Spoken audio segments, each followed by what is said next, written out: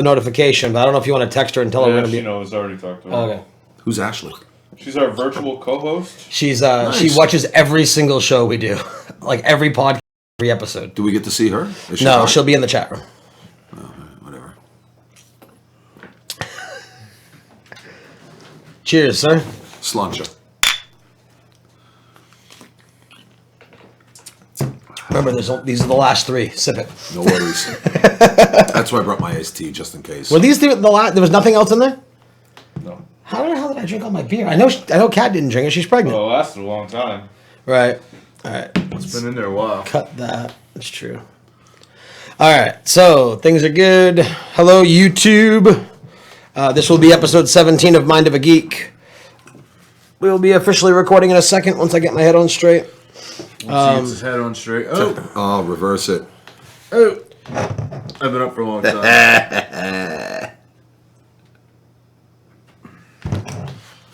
Testing. 1, 2, 1, 2. All right. Geeks in the house. I need to load the video media file. Promote. Intro videos. Mind of a Geek. Where's Dan Foley? There's Dan Foley. Stop. When you are done, you hide. Now go away. All right. Soundboard is up. All right, starting this shit up. In 3, 2...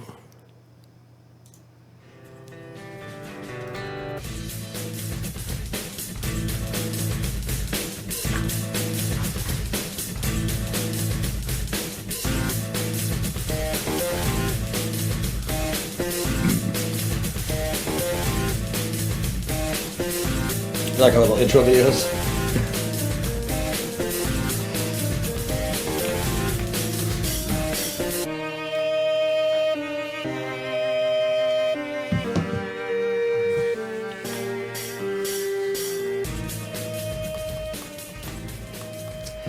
Good evening, everybody, and welcome to episode 17 of Mind of a Geek.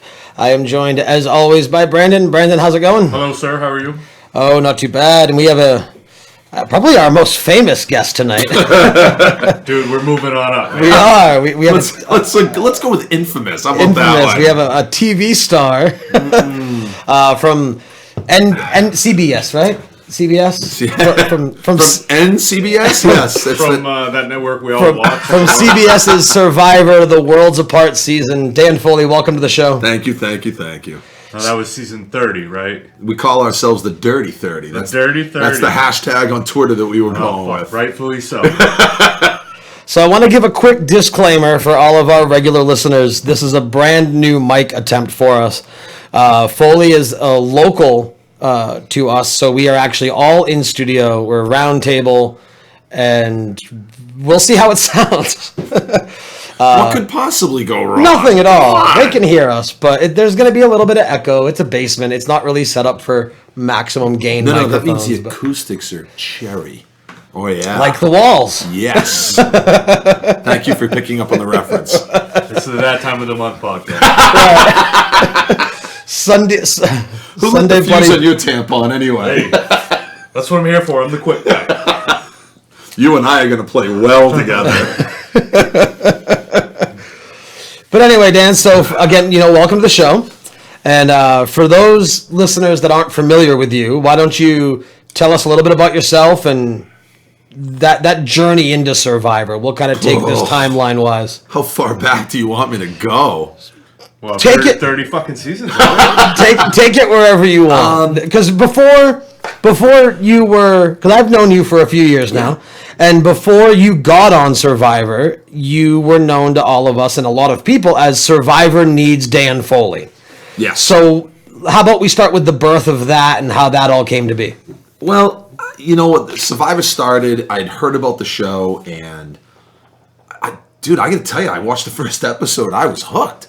What's the deal with the language on this? We keep it. Oh no, fucking swear. No, yeah. Fucking A, thank you. You wait till you go on. You'll join us on Sincast. You'll see. Nice. Yeah.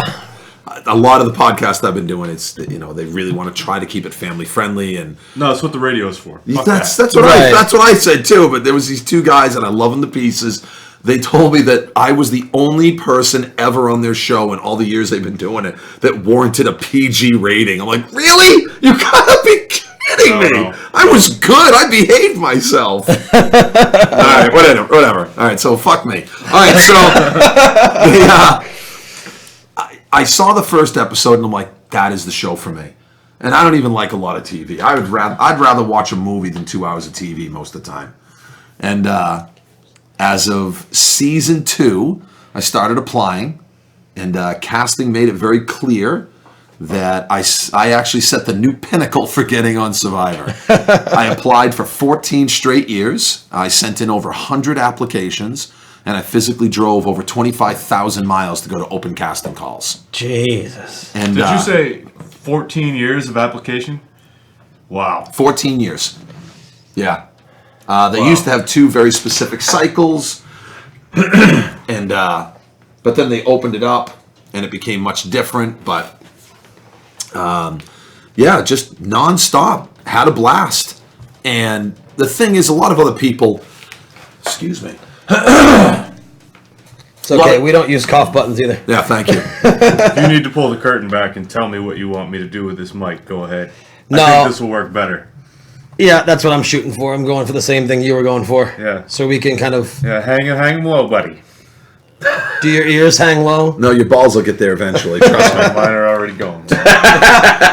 Yeah, I think that sounds a lot better. All right, lower is better. Daniel Tosh said that he was going to put a hash mark on the inside of his thighs where his balls hung every year. Jesus Christ. So that way when his grandkids played with them, they say, Grandpa, what's that on your leg? Flapping in the breeze, Grampy. What was it, the nut bra? You remember that Saturday Night Live skit? Yeah, I do. Yeah. I was at camp once and I saw my grandpa. No, go right ahead, drink my beer. Sorry. Punk ass. You just wanted some of that. That's what it is, huh? Hepatitis C, here I come. There we go. Jesus Christ. Yeah, I was sitting next to my grandfather. Sorry He's about that. like 85. Yep. Thing was hanging out the bottom of his shorts. It's like a fucking windsock, man. Grandpa, you gotta put that thing away. There's no more lead left in your. It's like one of those. It's like one of those car salesman guys. You know, they're just flopping What do they around. call him on Family Guy? Huh? Family Guy. He has a name for that. Flappy in the wind guy. I don't know. I know. I haven't seen it in forever. I know what you're talking We're about. too old now. Hello to Ashley in the chat room. Ashley. Ashley, hey.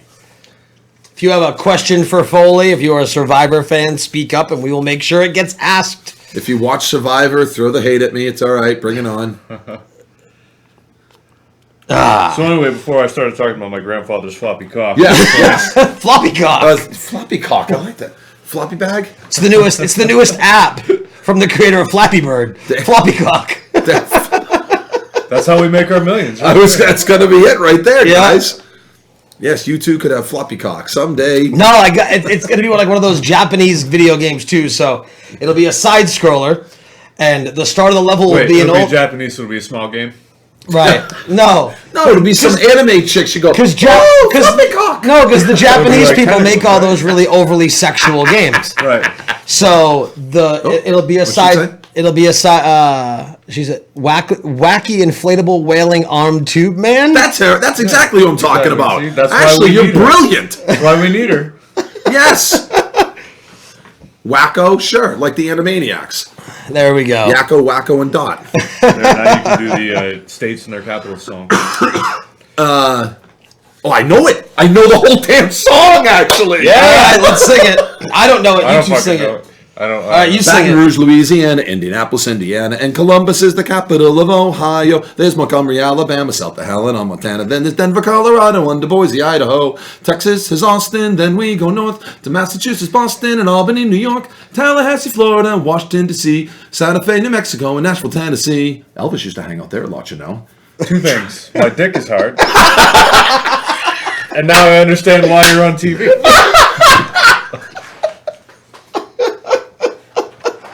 I can do the countries, too. I know the song, but Countries?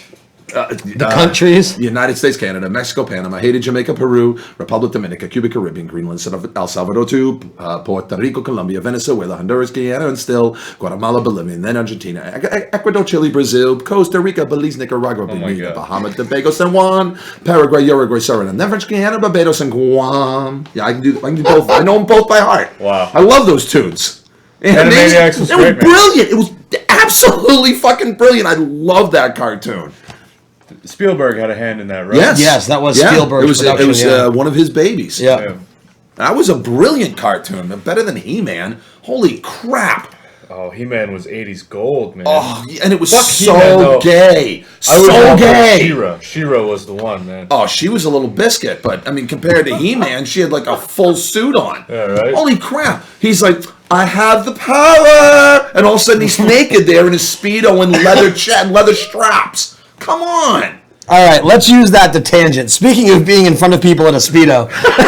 So you don't like that it went right off the rails immediately? It was not a Speedo. It has been affectionately referred to as a dankini. A dankini. No, this is relevant. All right, so I'm on the. You didn't watch it, so you saw the first episode. I watched the first episode until he called me and told me to watch the highlights, and then my ex-girlfriend showed up and started yelling at me, and I didn't get a chance. All right, so basically, there's this scene where I'm on the beach and I had gone swimming and I'm putting my clothes back on, and I was wearing low-rise briefs. Well, you're basically in Canada, from Canada. Maine. No. I've hung out in Orchard a lot, but you know. But Maine is basically Canada. That's what I mean to say. And so the best way to talk about it is my buddy JT, him and his wife are watching the episode, and this comes on, and she's like, "Oh, Danny, how could you?" Now JT's built kind of like I am. He's taller, he's a little heavy set, and he looks at his wife and he goes, "Jenny Lee, I got one word for you. Chafing." And she's like, "Oh." She's like, "I never thought about that." And he goes, "'Cause you don't have those parts. You know? Do your balls hang low? Do they wobble to and fro? Can you tie them in a knot? Can you tie them in a bow?" Right. So she's like, "I never thought about that." And he goes, "Think about it. He's in a hot, humid environment with very little opportunity. That's going to be a real issue." Right. And go fuck yourself. I'm pushing 50. Shit doesn't stay where it used to anymore, guys. You may not get it. Well, you will. It's coming. All right? Basically, you had to pre-plan that, though, right? Like, you didn't get a Speedo on set. What they do in actually this Nicholas was just instant messaging me, and he was asking me about clothes. What they do is they tell you what the color schemes are, and So they like say, blue "Send us color? blue clothes." Okay. So I could send anything to them that was either blue or gray, no matter what the colors. For white collar, they had to send white. They had to send yellow, and for no collar, they were red. Okay. So we sent in all these things, and they had to pre-approve it. And they tell you this is just for, like, if you make the jury. When obviously you're not planning on it, but send it to us in advance. So we sent it to them because what they're trying to avoid is people saying, "Well, this is game clothing, so I'm going to send wicking clothing and special type of camping, light, dry, fast type of clothing." They don't want that. They want us to look like a plane just crashed and we all made it. So that's why that fucking Jose Canseco dude showed up in a suit. Jose Constinko, yeah. No,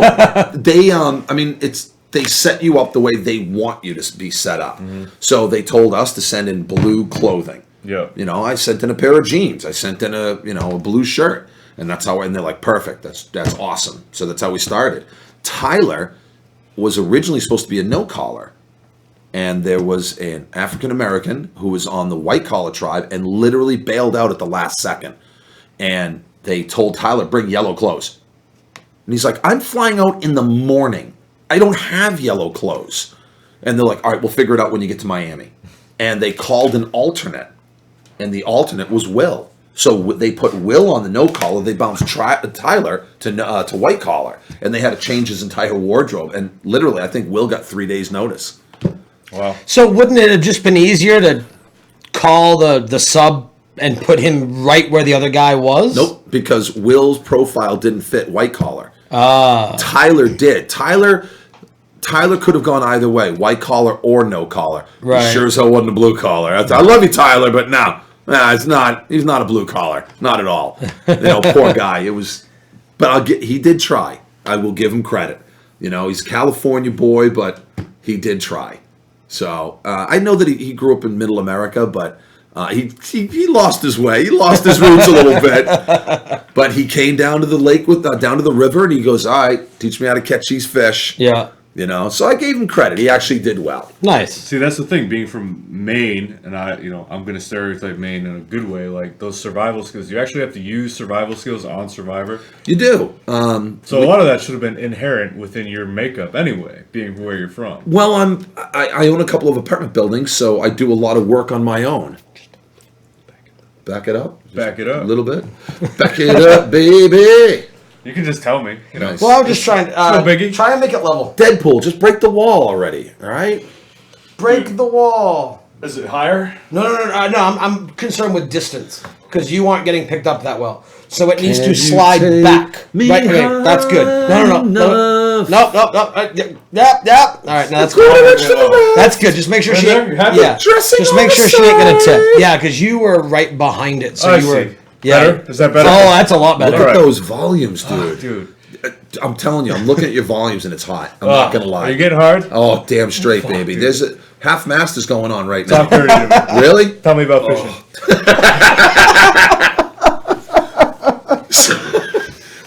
They told me I broke a Survivor record. I caught over 87 fish. Now, where were you? Nicaragua. Okay. San Juan del Sur. So what do you have for fish there? No idea. All right. Yeah. Tasty? I caught over 87 fish. Fuck, really? Yeah. Wow. Yeah, I caught a ton. Obviously, you didn't have tackle. We had a gill net. Really? And Mike pulled it out of the box and he goes, "What the hell is this?" I said, "Dude, it's a gill net."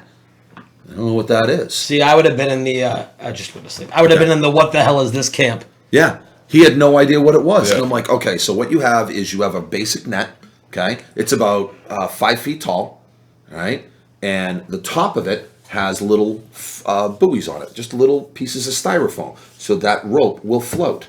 The bottom rope is infused with lead. Yep. So it's heavy, so it sinks. So it creates this big wall. Right. So there there was was a screen to drag exactly. along. So, but you can't just leave it in a spot and say, good enough. You have to maintain, you have to watch, you have to make sure that things are happening. Because fish are a lot smarter than people give them credit for. A lot smarter than a lot of people we work with. Yeah. That's not saying much, but, So there was this one tree that had fallen in, and we're like, there's birds hanging out there, a lot of bird shit there. This is perfect. Let's just set it up over there. And we would touch the net twice a day. Yeah. And I'm like, if we keep going in, we're just going to scare the fish, stay away from it. So we check it in the morning, check it in the evening, And so we were pulling anywhere from, on a bad day, we'd pull 2 fish, in the morning, 2 fish in the evening. On a good day, I think the best day, we caught 6 fish in one fell swoop. Wow. And one, had kind of rainbow-like scales, lots of catfish. Caught some catfish. I think the biggest fish we caught was maybe 18 inches, but the majority of them were 12, 14 inches. Right. Now, meanwhile, you're not being fed at all, right? Oh, hell no. Like, it's legit survival situation. Yeah, a lot of people ask that, too. They're like, come on. Well, it's because, I think I asked that. because it's fucking Survivor, and I just don't quite buy it the way I would buy a Survivor man.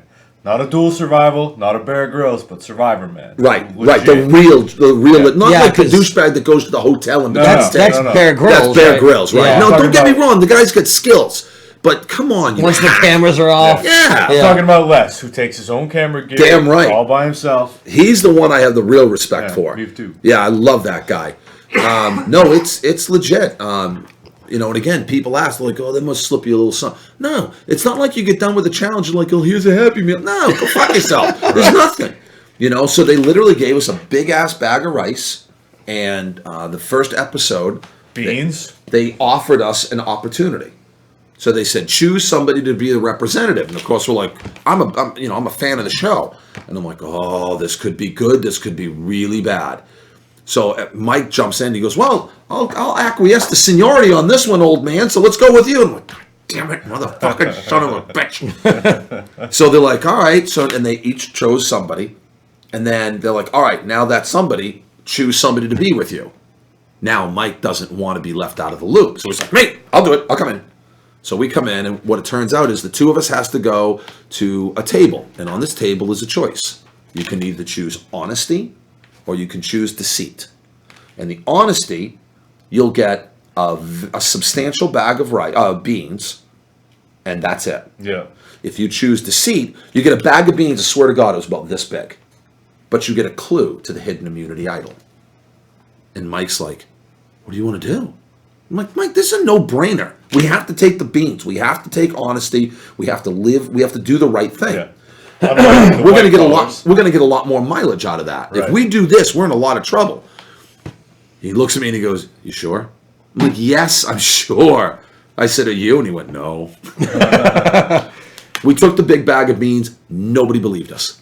Everybody thought we were full of shit. Nobody believed us at all. Is the deceit typically the popular choice? No. As a matter of fact, all three tribes had the same choice. 2 out of 3 tribes took the honesty. Yeah. Yeah, and white collar, right? Shockingly enough, the white collars took deceit. Yeah. I.e. not shocking at fucking Yeah, all. exactly. Yeah. Taste the sarcasm. Yeah. You know, and it was so predictable, it was almost cliche. You know, like these white collar, assholes that have screwed up everybody's 401ks, and they're the ones that choose to see it. Of course they did. Yeah. The no call. We called them the welfare tribe, but they didn't air that. The no callers, the living in mom's basement. Yeah, that didn't make the TV. Yeah, understandably. So what was, because, and this might just be a little bit of ignorance on my part, but so I know what white collar is. White collars are like your doctors, your lawyers, your higher ups, your CEOs, right? Yeah. Blue collars are your Workers. the labor workers. So what's a no collar? Now, originally the concept, The ones that live off the blue collars. the way Probst explained the whole concept was originally they were just going to do class warfare, white collar versus blue collar. And Probst came out and said, he goes, well, I'm neither. I'm neither one of those. And they're like, well, what are you? And he goes, well, I guess I'm a no collar. No collars. They basically said that white collar make the rules, blue collar follow the rules, no collar break the rules. Okay. They live by their own set of rules. They do their own thing. They don't really conform with, the typical society. That's why they love feathers. Vince, he's a coconut salesman. He buys coconuts for, 30 cents a piece, and then he goes to the beach and sells them for $5 a piece. Good God. And that's brilliant. Yeah. You got to give him credit for that. Oh, yeah. That's genius. Yeah. And, so that's what they kind of went with. You had, and it was a really good, diverse mix. But, it was curious as to how the whole thing was going to play out. And the finale, for anybody that hasn't seen it, spoiler alert, it ended up being a white collar, a blue collar, and a no collar at the finish. Of course it did.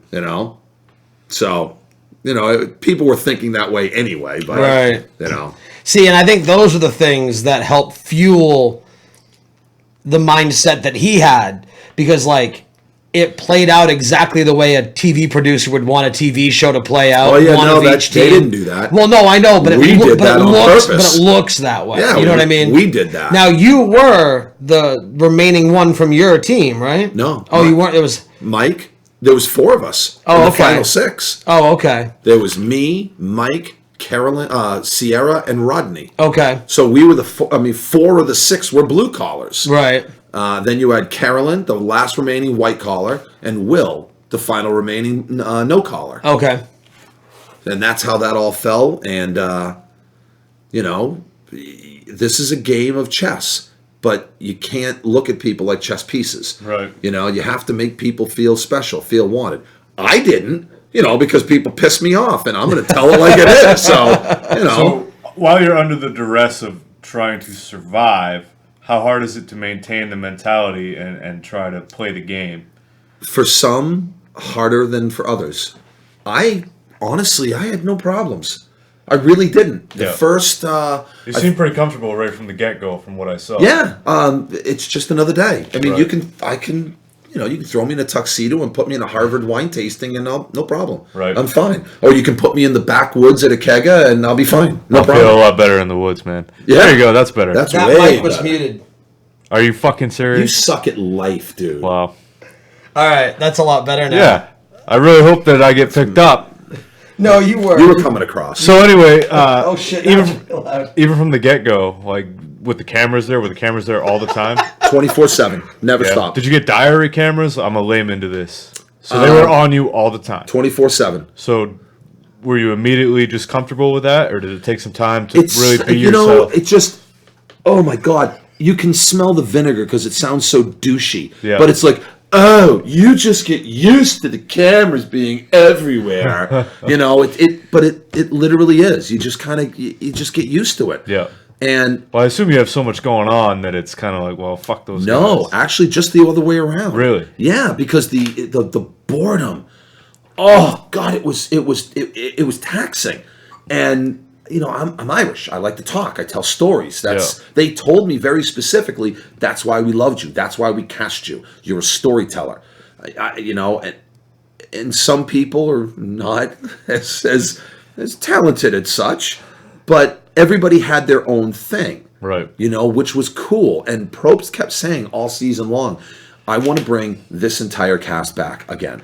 He said, this may be one of the best brand new casts we have ever put together. And he kept saying that. He's like, this is the single best cast we've ever assembled. Hands down, bar none, without exception. He kept saying it again and again and again. You definitely had all the personality archetypes there, for sure. Yeah, I mean, some people were... I was just letting him know to sit back a little bit because now that Just the a mic- little aside while we're getting directed by the man.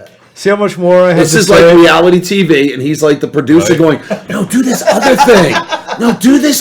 Okay, let's do that one again. Show your tits. Hey, Nice. so just while we're at it here, a little aside. Yeah. See how much more I have to say when we're not talking about fucking Warcraft every time? Fucking Warcraft. Everybody's a gamer.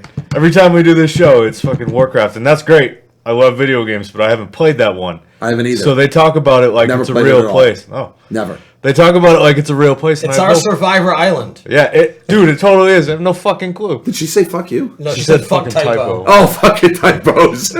That sounds a lot better now. Yeah. It helps True. if I turn both microphones on. Right. Now you have that 360 degree sound you wanted. Nice. Right. He's But such a see now, perfectionist. if you can sit back a little bit, so I can turn the gain up a little bit. I'll just be off camera and talk. Well, no, you're there. All right. Widescreen. Okay. See, You I look, think you I look think we're. laid back, easy going. Well, I mean, even. Well, yeah. Oh, yes! Oh, baby. Oh, my God, dude. I had so... You know what bears are? Oh, yeah, you guys. Yeah, Right. I know. Yeah. Wink, bear. Oh, okay. Yeah. Yeah. Okay. Yeah. Oh, God, bears love me. Power bottom. Love me. I had so many... Not the demographic I was going for, but holy crap. I got so many wildly inappropriate messages and photos from bears everywhere. Yeah. No. I was always courteous and respectful. Thank you very much. It's very kind. Please don't send any more pictures. I like what you did with the pubes there. That's funny. I was listening to a show today, and they were talking about, can you name all the Care Bears? And this lines up. We'll get to it. And he goes, I don't know. There's the rainbow one, and they're like, what do you call him? He goes, oh, he's the gay bear. And he goes, and then they have the other bear, the twink. That's his teammate. Winky bear. So you've got the louder voice. He doesn't have as much volume or power. You're right on top of the mic, and you Well, told him to sit back. I'm back. I was. No, you're like this now. All right. Well, yeah. No, I'm more of an eat the mic kind of guy. Nice. is. Yeah, but you've got that smooth, silky porn voice going See, on. you have a voice for radio. Well, I have a voice. I got a face for radio. I don't. I don't, but people tell me I do. And It's Okay. like, so we were doing our Sincast, right? Yeah. Which is very deep and brooding. Yeah, and he told me not to eat the mic, but the whole point is to eat the mic and just really get down on it. But see, so he's doing Nice. this. He's doing that. Meanwhile, I sound like this. And I'm like, Hey guys, it's the Sincast. We're gonna have a party. yay! So I'm like, fuck, my latte screwed up. Where is my cucumber sandwiches? I didn't say I was lispy. I said I had a high voice. Who said you were lispy? Okay, listen, you know that the vaping is just a phallic device. You know that. And I'm watching you lick the thing. And he just deep throats it. How do you stop a gay horse? Whoa. What do you feed a gay horse? Hey. Okay, so it's been a year since my season was on, and That was my next question. I didn't even know how long ago that was. So. It was actually airing a year ago. Okay. Is that show off now? No, fuck no. It's season 32. Is it? Yeah. They're doing Brains, Brawns, and Beauty Part 2.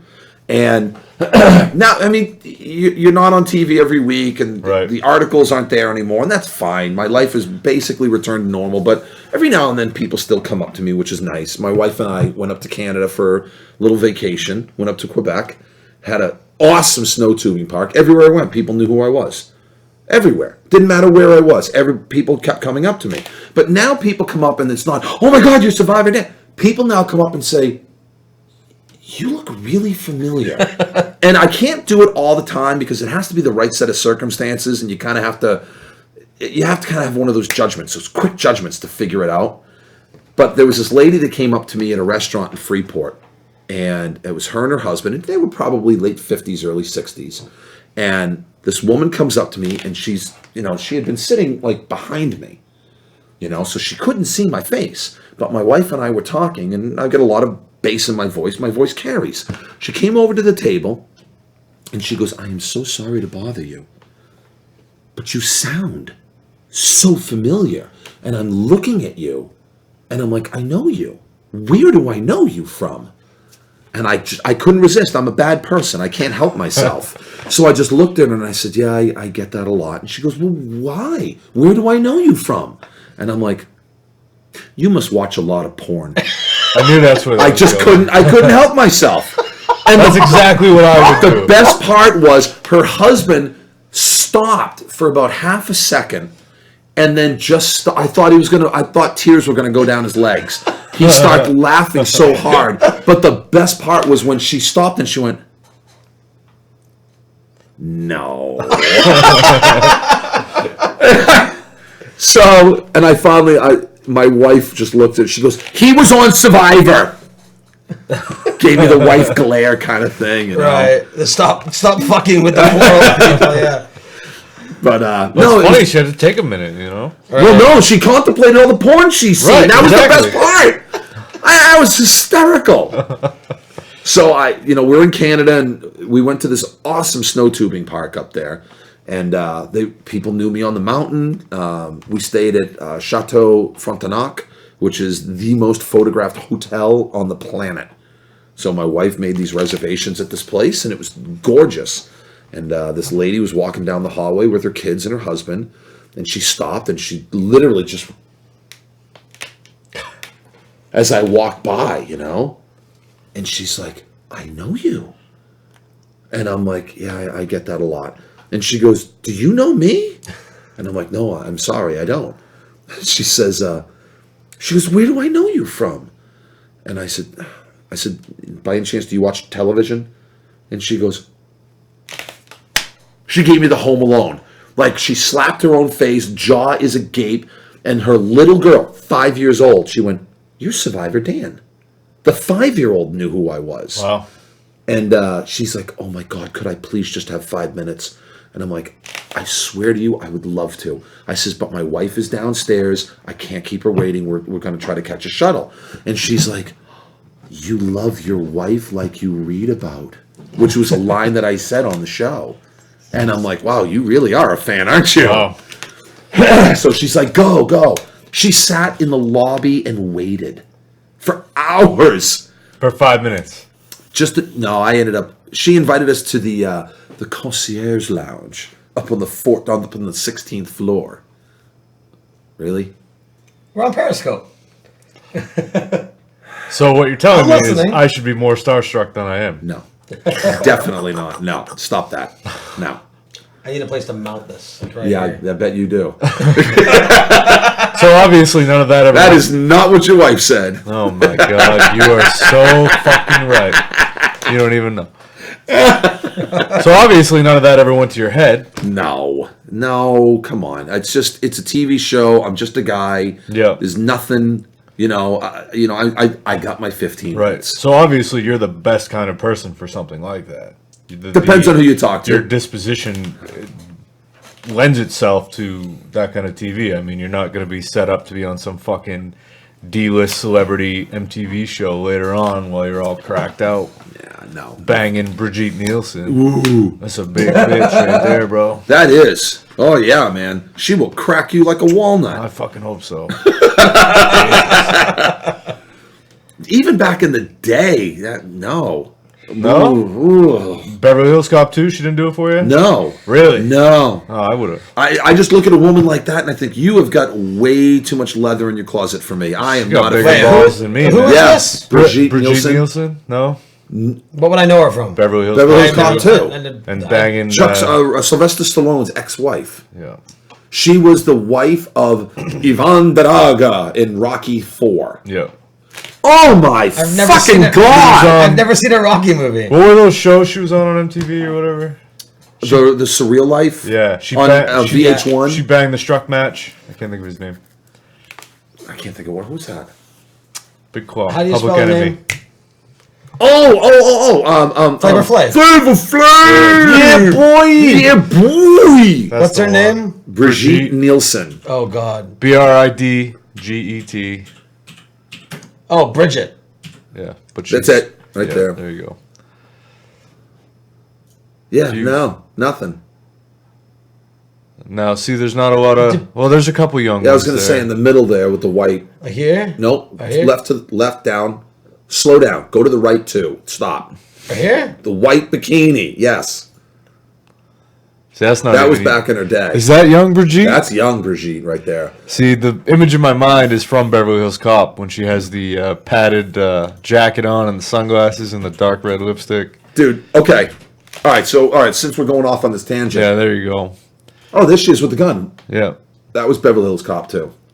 Yeah, no. That doesn't work for you, No. huh? That Zip. would bike. I could work Zero. with that. See, with the You glasses. know who does it for me? Jessica Biel. That's that like doesn't do anything that's for me. my Hollywood pass. She's just as masculine as her. No, not even close. That's like my celebrity hall pass. Really? Yeah, Wow. yeah. For a while, my wife it was Sting, and The wrestler or the singer? singer, not the wrestler. And then she went to fucking the guy from Nickelback. Like The what? ugliest Chad rock and Kroger? roll guy Thank ever. you. Wow. I'm like, no, I'd take him over Sting if I had to. Wow. I don't know. No, it's Zoe Deschanel for me. Oh That would yeah, be the the new one. girl. See, yeah, we've had this conversation. bag. She's See- cute. See, I prefer the sister, Which is fucked No. up. the one from With Bones. Yeah. No, I would take Zoe over Yeah. over the sister. You know who I really like is the blonde from Daredevil. Oh, the secretary? Yeah. No. No. Have you ever watched True Blood? Blood? And True Blood, she was amazing when she was No. redheaded. You've never watched True Blood? don't- No. I'll get. I don't have pictures. HBO, so Oh, okay. I just started to watch season 2 of Daredevil last You night. find the one where she's in the lingerie and the teddy and all I'm that? going to. Yeah, buddy. I'm not impressed with her, even a little bit. On Daredevil? Yeah. See, like I So you get a totally different vibe on True Blood. I project myself into the shows I watch a lot. Yeah. Especially with the main character. So like. So you're with, Daredevil? Yes, exactly. I'm blind. But you can see. He's foggy. Well, how many episodes? Oh, totally. The guy from Mighty Ducks. Yeah. So how many episodes have you watched? I just started season 2 last night. I saw one episode. Oh, okay. I've seen the whole first season. Then I but- can't say no, anything no without- spoilers yet. No. Have you finished it yet? I'm like 5 or 6 episodes in. All right. But anyway, so the whole thing with the other character, like, I'm worried that there's gonna be I'm like, no, you can't cheat on her. She's so nice. Yeah. Like, I'm mad at him. That's not spoiling anything. You'll know what I'm talking about when you see it. But like the other one, the other one that you run into, like what is that, after episode 2, right? That you run into that one. Like I'm like she does nothing for me at all. Okay, you realize I'm like the fucking 3-year-old kid and the parents are spelling shit. I don't know what this BED thing is, but I'm sure it's going to go badly for me. Okay? Cut that shit out. Honey, is wrong with honey, you? are you interested in ANAL tonight? Giving or receiving? Oh. Is it Deborah Ann Wall? Yep, it is. All right. And ironically enough, she's Unimpressed. dating a blind guy. Unimpressed. Oh, is she? Yep. What about Christina Hendricks? That would be my other one. Who's that? I know that name. Mad Men, the redheaded secretary with the giant. She was cute. Yeah, she was cute. Yeah, there you go. No, Nothing. No. See, I think she works don't better. get me wrong. She works better as a redhead. I'm digging redheads. Yeah, digging them a lot. But I don't know. There's just something about her. I don't know what it is. I'm just not impressed. You know, she's cute. I'm not saying anything negative or derogatory. So Right. keep the hate to a minimum, people. I'm just, it doesn't float my boat. You watch Vikings at all? No, I haven't. There's a chick on there, and I don't remember her name. Catherine Winnick, I think. Okay. And she looks a lot like. Ashley says Dwayne Johnson, hands down. Well, All you're right, the Ash. wrong. Good for you, girl. Yeah, I'd let him fuck me. All right, wait a second, Ashley. Ashley, I don't know how inappropriate this is. You got to send us a picture. What does she look like? We can pull her up on Facebook. Can you? Yeah, pull her yeah, up. we're both friends with her on Facebook. All right. She should be going to our movie event tomorrow night. Type in Catherine Winnick on Does there she live because in I the have area? a point. She was was in like an Wiscasset-ish. hour-ish north. Wiscasset? Yeah, she's a friend. I of know mine. her from my milk route. Oh, yeah? I saw that. Yeah. Nice. Yeah, it's not though. It's fucking awful. Nice. You're very cute. Yeah. Look, Ashley, you have a fan. Damn right. Black Widow and Avengers. What is her name? Scarlett Johansson. Johansson. Right. So Catherine Winnick is a poor man's Scarlett Johansson. Now my Well, point. why would you want that when Scarlett's boobs are all over Google? Right. Well, Hooray. my point. Exactly. In Catherine The lack Winnick, thereof boobs, I should say. Yeah. She's got a great line? frame, though. She does. She really Johansson? Yeah. Yeah. Yeah, she's amazing. You know who turned out to be a gem was Hermione from Harry Potter. Oh, Emma Watson. Yeah. So my point is, poor man's Scarlett Johansson. Do you notice anything right off the bat? What's in her armpit? Exactly. What is that? Because she's Oh, going. that's to a set of balls. That's got to be edited in. It's No, photoshopped. Dude, there's a bunch of different No, shots. it's just really, really bad fold position. Yeah, there's a bunch of different images of her in sleeveless dresses, and it's there every time. Really? Yeah, and it is disconcerting to me because It's like another set of boobs. She absorbed her twin. Yeah, man. She's Or it's got- the twin brothers. she's not got- so- Yeah, it's the twin calcified brother mooning the boobage. world. Right. Anyway, so you were on Survivor. Yeah, Survivor. Yeah. It was that Survivor thing. Yeah, better. She's cute. If you had to put a gun to my head and had me pick one, it would probably be fuck. Yeah, that's what we're trying to get to. Who would you talk, right? God damn it. Fucking why can't I think of her name? Game of Thrones. No, not Game of Thrones. Game of War. You're very welcome. Game of War.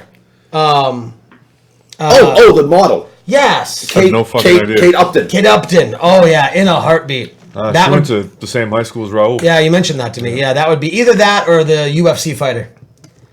Really? The one that just recently Oh, lost. Ronda Rousey? Oh yeah.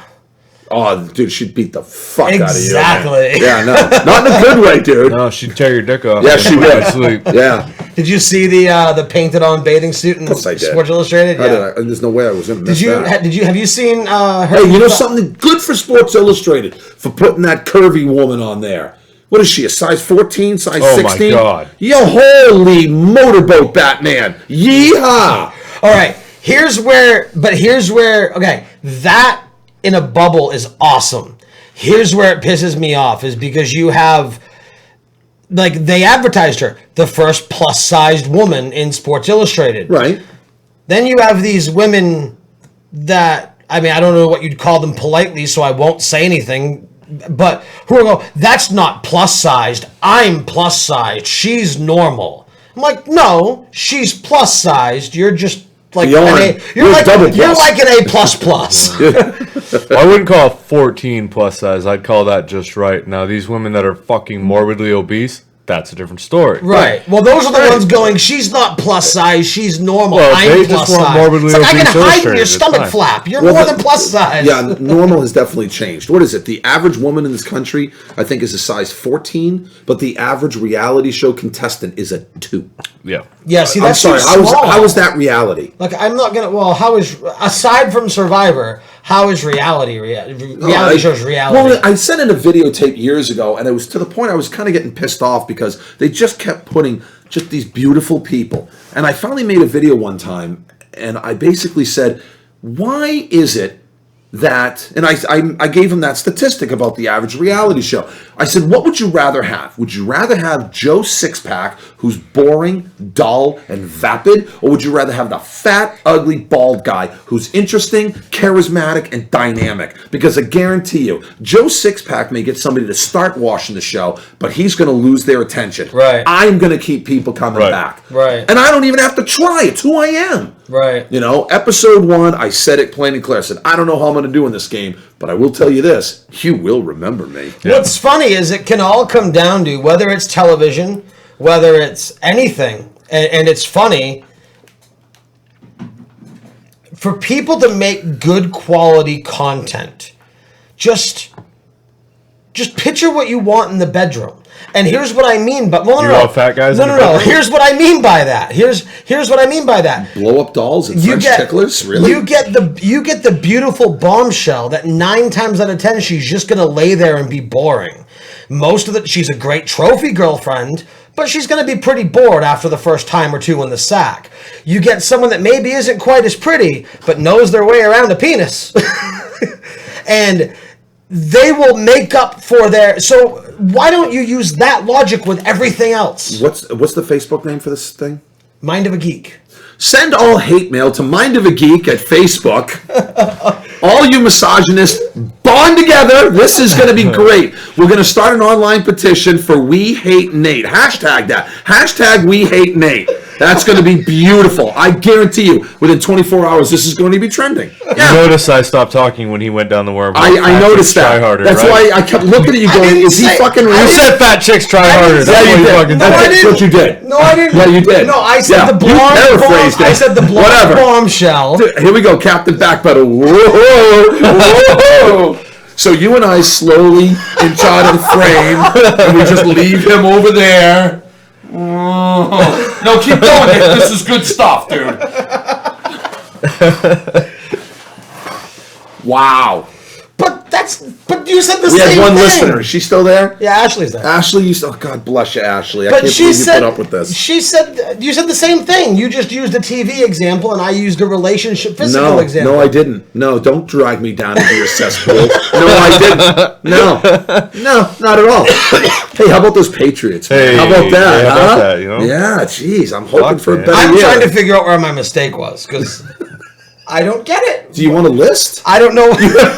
Because I could go on for that one in about that 2-minute rant. I could go on for 30 minutes. How you fucked that up? How did I fuck You up? know, this isn't Sincast, but I know somebody we could call that could run right down a fucking list, since she just did for like 5 hours before I came over here. About everything wrong with about me? what's wrong with you and why I shouldn't talk to you. Yeah, his ex hates me. Yeah. Well, that's why there's an X in front of girlfriend. Who gives a shit? Yeah. Yeah. Oh boy. I'm going to a pinball tournament tomorrow. Are you fucking serious? Yes. I got a call from Lori Vornis from WJBQ, and she's like, "You need to come in." Is it at that fucking bar with the Barcadia? Is that what it is? Arcadia? No, Is it it's just down in Arcadia? Massachusetts. Oh really? Yeah. Like vintage pinball. Yeah. No fucking shit. Yeah, so she calls me up and she goes, "Hey, we want you to come back on the radio again." I'm like, "Yeah, I always love coming in. Why?" She goes, "I need you to have a trash talking off with Jeff Parsons."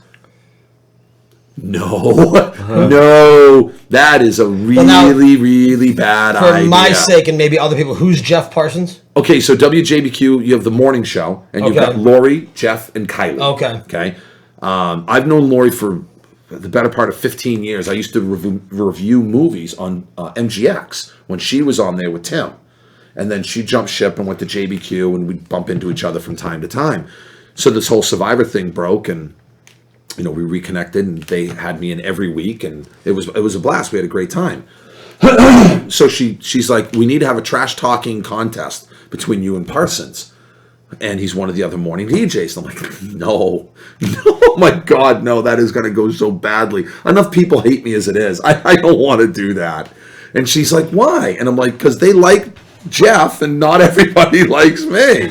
They portrayed me very poorly on Survivor. I get a very negative edit. So she goes, no. She goes, listen, there's no editing involved. It's going to be live. You always conduct yourself well. It's going to be fine. This is going to be great. And I'm like, why? Where did this come from? Well, apparently Jeff had been invited to a pinball tournament. No, let me take that back.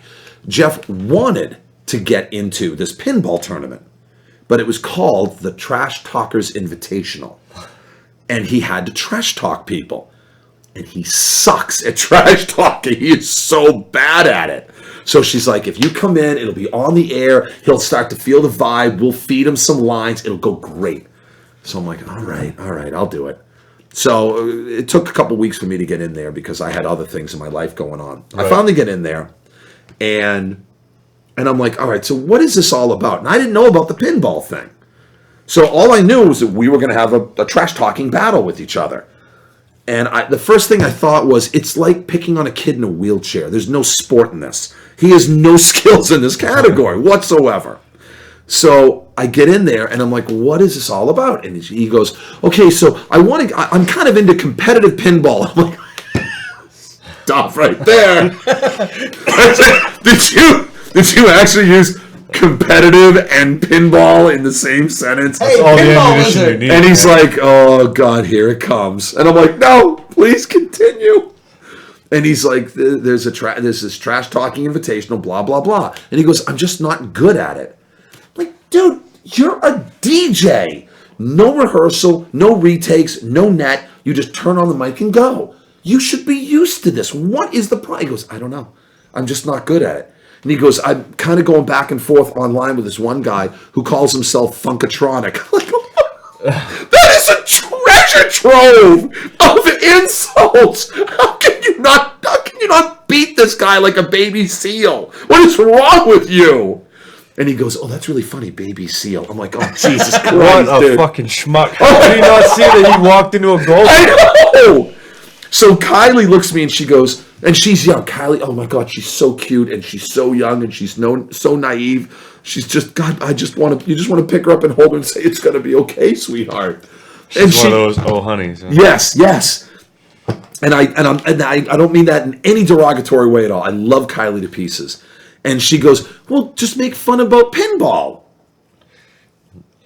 Sweetheart, he's the guy in the pinball thing. So that's like making fun of himself. I mean, that's almost as bad as wearing the band's T-shirt to their own concert. And she goes, I do that. I'm like, oh, dear God. It's like when gamers tell other gamers that they're nerds. Yes. Yeah. It's exactly the same thing. Yeah. So we're going back and forth, and he's just, I mean, almost everything, it was just wah, wah, wah. It's just nothing connected.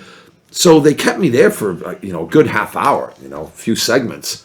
And finally, I said, you know what the best part of this whole time is? And he goes, what? I said, I'm going to get the invitation, and you're not. The next day, the guy reached out to me. Of course. And he's like, you have to come. And I says, I have to admit, I felt some guilt, I felt some remorse. So I'm like, I won't come if you don't invite Jeff. Yeah. That's all there is to it. I'm not going to take his spot from him. And he goes, no, he's being invited. So now hopefully I go down there and I just wipe the floor with him. Oh, fuck yeah, dude. See, now it makes me sad that these people you just mentioned that I don't listen to seem like they've fallen into this great gig where they don't have to really work that hard. A fucking pinball tournament. Meanwhile, the rest of us, I'm not going to say me, but some of us actually have some character and are funny. Maybe they don't need to work as hard as they do. It's funny. So how the fuck do these stupid ass people get these great jobs, man? You fail fucking upward. I don't get it. It's I don't know. It's tough. It's a lot of it's who you know and how you get noticed and Right, Well, obviously- right place, Right- right time. Obviously, this fucking guy's witty quips that he's talking about, he doesn't have them. No, but he's a good DJ. Yeah. And they do work. It's not the same kind of work. Right. Like guys like us might do. They work. Lori puts a lot of time into not just the radio show itself, but putting time into the live stuff when they do appearances, stuff like that. And there's a lot that goes into it. So a lot of my castmates, a lot of the other Dirty 30. So they Skyped me the other day, and you had So you guys actually keep in touch? the vast majority of us do. That's cool. We're probably one of the most tight knit groups of people they've ever put together. It's kind of ridiculous, actually. So let's see. What'd she say? Dirty Steve is in the chat room, and he said it's not who you know, it's who you blow. Well, Steve, that's more information than we needed from you, but thank you just the same, I guess. Yes, thank you, cousin. Yeah. It's his cousin. So it runs in the family, I see. Yeah, well, he's a lot wittier than I am.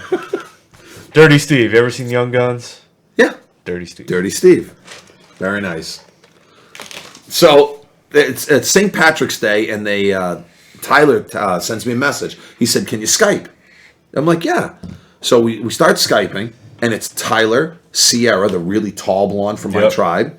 Who else was there? Rodney was on his way out there from my tribe. Mike was there, and Tyler's wife, Jessica, and they were all at Joe's place out in Arizona. And they were all going out for St. Patrick's Day. So they Skyped me up. They're like, we wanted to call because we figured it's better than your birthday. It's St. Patrick's Day, you Right. know? And because I actually have an Irish passport. I have dual citizenship. Oh, really? Yeah. Oh, wow. My wife and I went to Ireland for a honeymoon, and I was so enamored, I reclaimed my heritage. So I have dual citizenship. So I should do that. when this country goes down the toilet, fuck you. I'm part of the European Union, man. I'm out of here. So, Well, you've only got a few months to go. no shit, huh? So, That's amazing. That's cool. yeah, it's a ton of fun. Was that a lot of work to... No, you have to be no further than second generation born. I see. So a grandparent must have immigrated directly from Ireland. And then all you have to do is just get all the paperwork. So for me, it was my grandfather. So my grandfather's birth, and my Aunt Mary actually had one. So she had his birth certificate. You have to have his marriage and his death certificates. So then I got my dad's birth and marriage. My dad is still alive. He's 89 years old, still kicking. And then I got my birth certificate. I got all of that, plus some basic paperwork, got some signatures from a few people. I didn't want to take any chances, so I drove to the Boston consulate, presented everything to them. Yeah. And it took, I think it was maybe $100, I think it was. Really? Yeah, it wasn't expensive. It might have been a little bit more than that, but not much. I mean, it wasn't a substantial amount of money. And a couple months later, I get my citizenship in the mail. And once I got my citizenship, I went back to the Boston consulate again, and I have an Irish and I applied for an Irish passport. So now I have an American passport and an Irish passport. So when I won Survivor, they make you surrender your passport. Like, fuck off! I'm not giving anybody my passport. So like, no, we have to keep them so we know that they're safe. Well, how do I know you're going to keep it safe? Right. So we went to leave the country. Fuck that, I brought my Irish passport with me. So they're like, where's your passport? I'm like, don't worry about it, I got a spare. So I whipped out another, and she goes, what is, you can't have two? And I'm like, if you belong to two countries, you can. They learned very quickly that, nobody controls me. That's not how I roll. For good, bad, or indifferent, that's just how it is. See, the beauty of age and wisdom, huh? I mean, you had all those 20-year-olds on there, right? A little bit more malleable, or we had one of the older casts actually. Oh, really? Yeah, Carolyn was 52. see, when I watched the episode earlier today, I got as far as them arguing with you over bamboo. Oh, Lindsay, the girl with the tattoo face? Yeah. Yeah, she's a little girl. I mean, she's 24, 25. Sierra at the time was 26. Yeah. Haley, mid-20s. Jen was the youngest person in the cast at 22. Joe was 26, I think. Tyler was 33. Will was 45. Nina was 51. Carolyn was 52. I was 47 at the time when I was there. Yep. Mike was 38. Rodney, mid-20s. He turned 25 on the show. Wow. That's when his birthday was. But, I mean, overall, there was a pretty good mix of ages there. Yep. But, I mean, at 47, I'm the old man. So I was the oldest man on the season, and Carolyn was the oldest woman on the season. And there was 5 years apart. But they put me at 47 in the same category as a 71-year-old who's on the season right now. Really? Same category. Anything above 45, you are the old man. Or 47, somewhere right around there. Yeah. You're considered the getting old lumped man. in no matter what. Huh? And it was funny because when the cast photo first came out, everybody was in bikinis, no shirts, and I'm like, oh, all right. I pulled my shirt off, and they're like, maybe you might want to put that back on. Go fuck yourself! What the hell does that mean? So you're picking on a fat guy, and they're like, no, we're worried you might get sunburned. We're in the shade. We're under a whole grove of trees here. So they made me put my shirt back on, and Will and I were the only two that had our shirts on. And They made you. Man. I mean, Will didn't go to Yeah. take his off, but I did. They just Right. made me put mine on. So, and then people were putting all kinds of stuff on. Like, oh my God, this is one of the most beautiful casts of all time, except for that fat guy in the back. Thank you. Thank you very much. That's wonderful. And someone's like, well, maybe they're talking about Will. No, they can't because that would be racist. So it has to be me. Wow. See, again, certain disposition. Luckily, I assume all that stuff just rolls off. The majority of it. Well, does. from the Bears' side, I mean, you got to hold on to that and keep that near and dear. Oh yeah, that's special. Yeah, Right, special. Yeah, like Olympics. But once the hate started rolling in, it was tough. But once the death threats started rolling in, that was really You tough. got death threats? I got dozens For and what? dozens.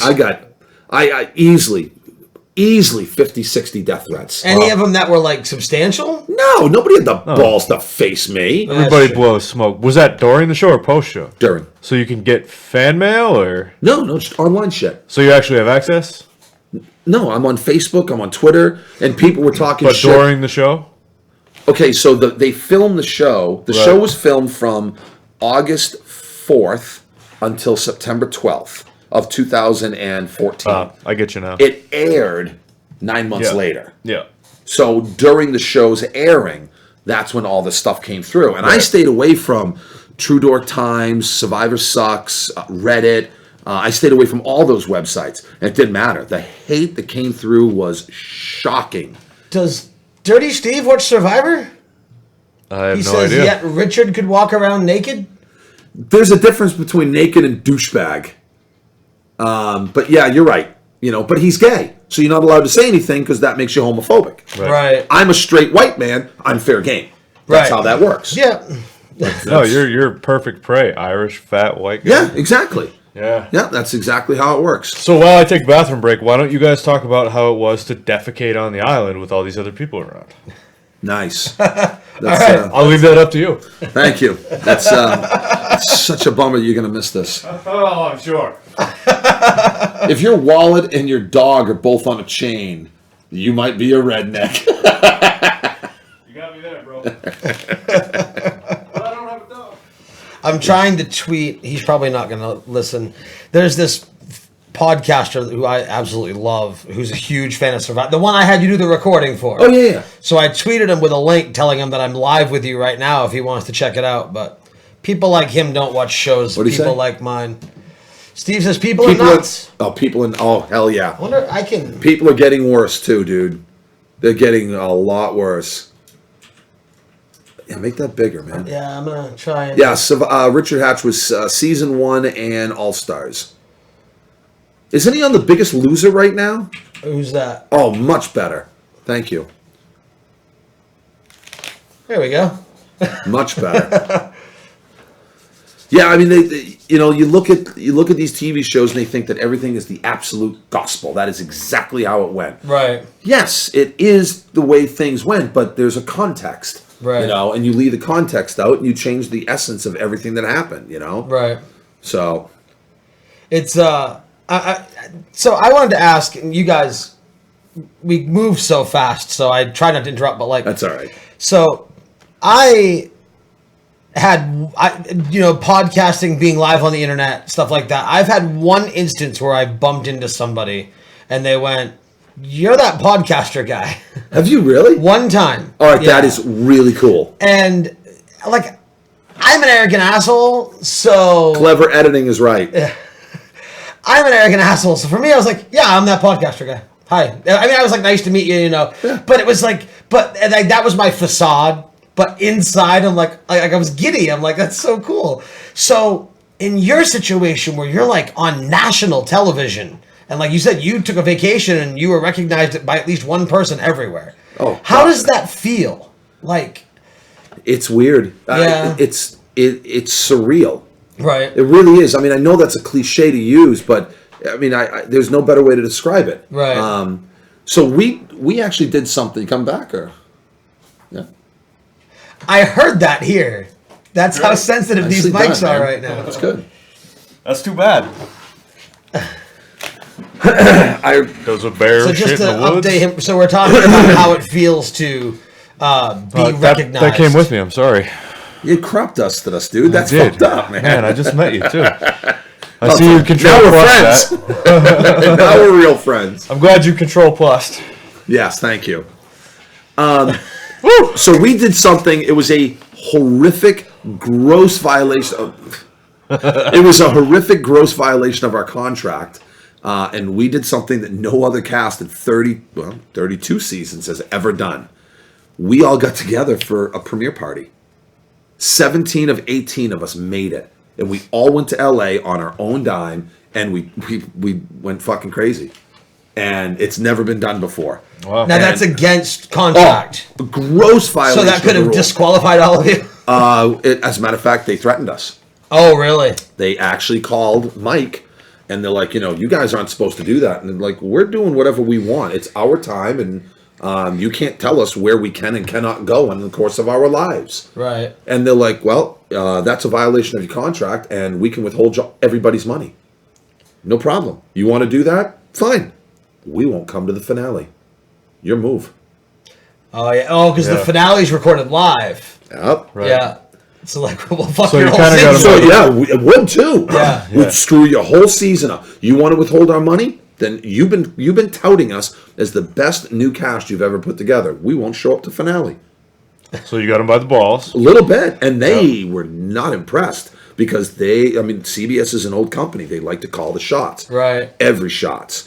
So we ended up 17 of 18 of us made it, and Lindsay was the one that didn't, and it was only because she was pregnant.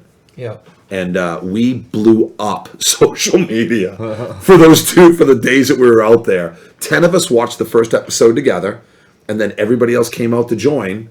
And we went and partied at this place in Hollywood called Howl at the Moon. Right. And that place was mobbed. Right. Mobbed. We filled that place. Former cast members, people from production were there. Everybody knew.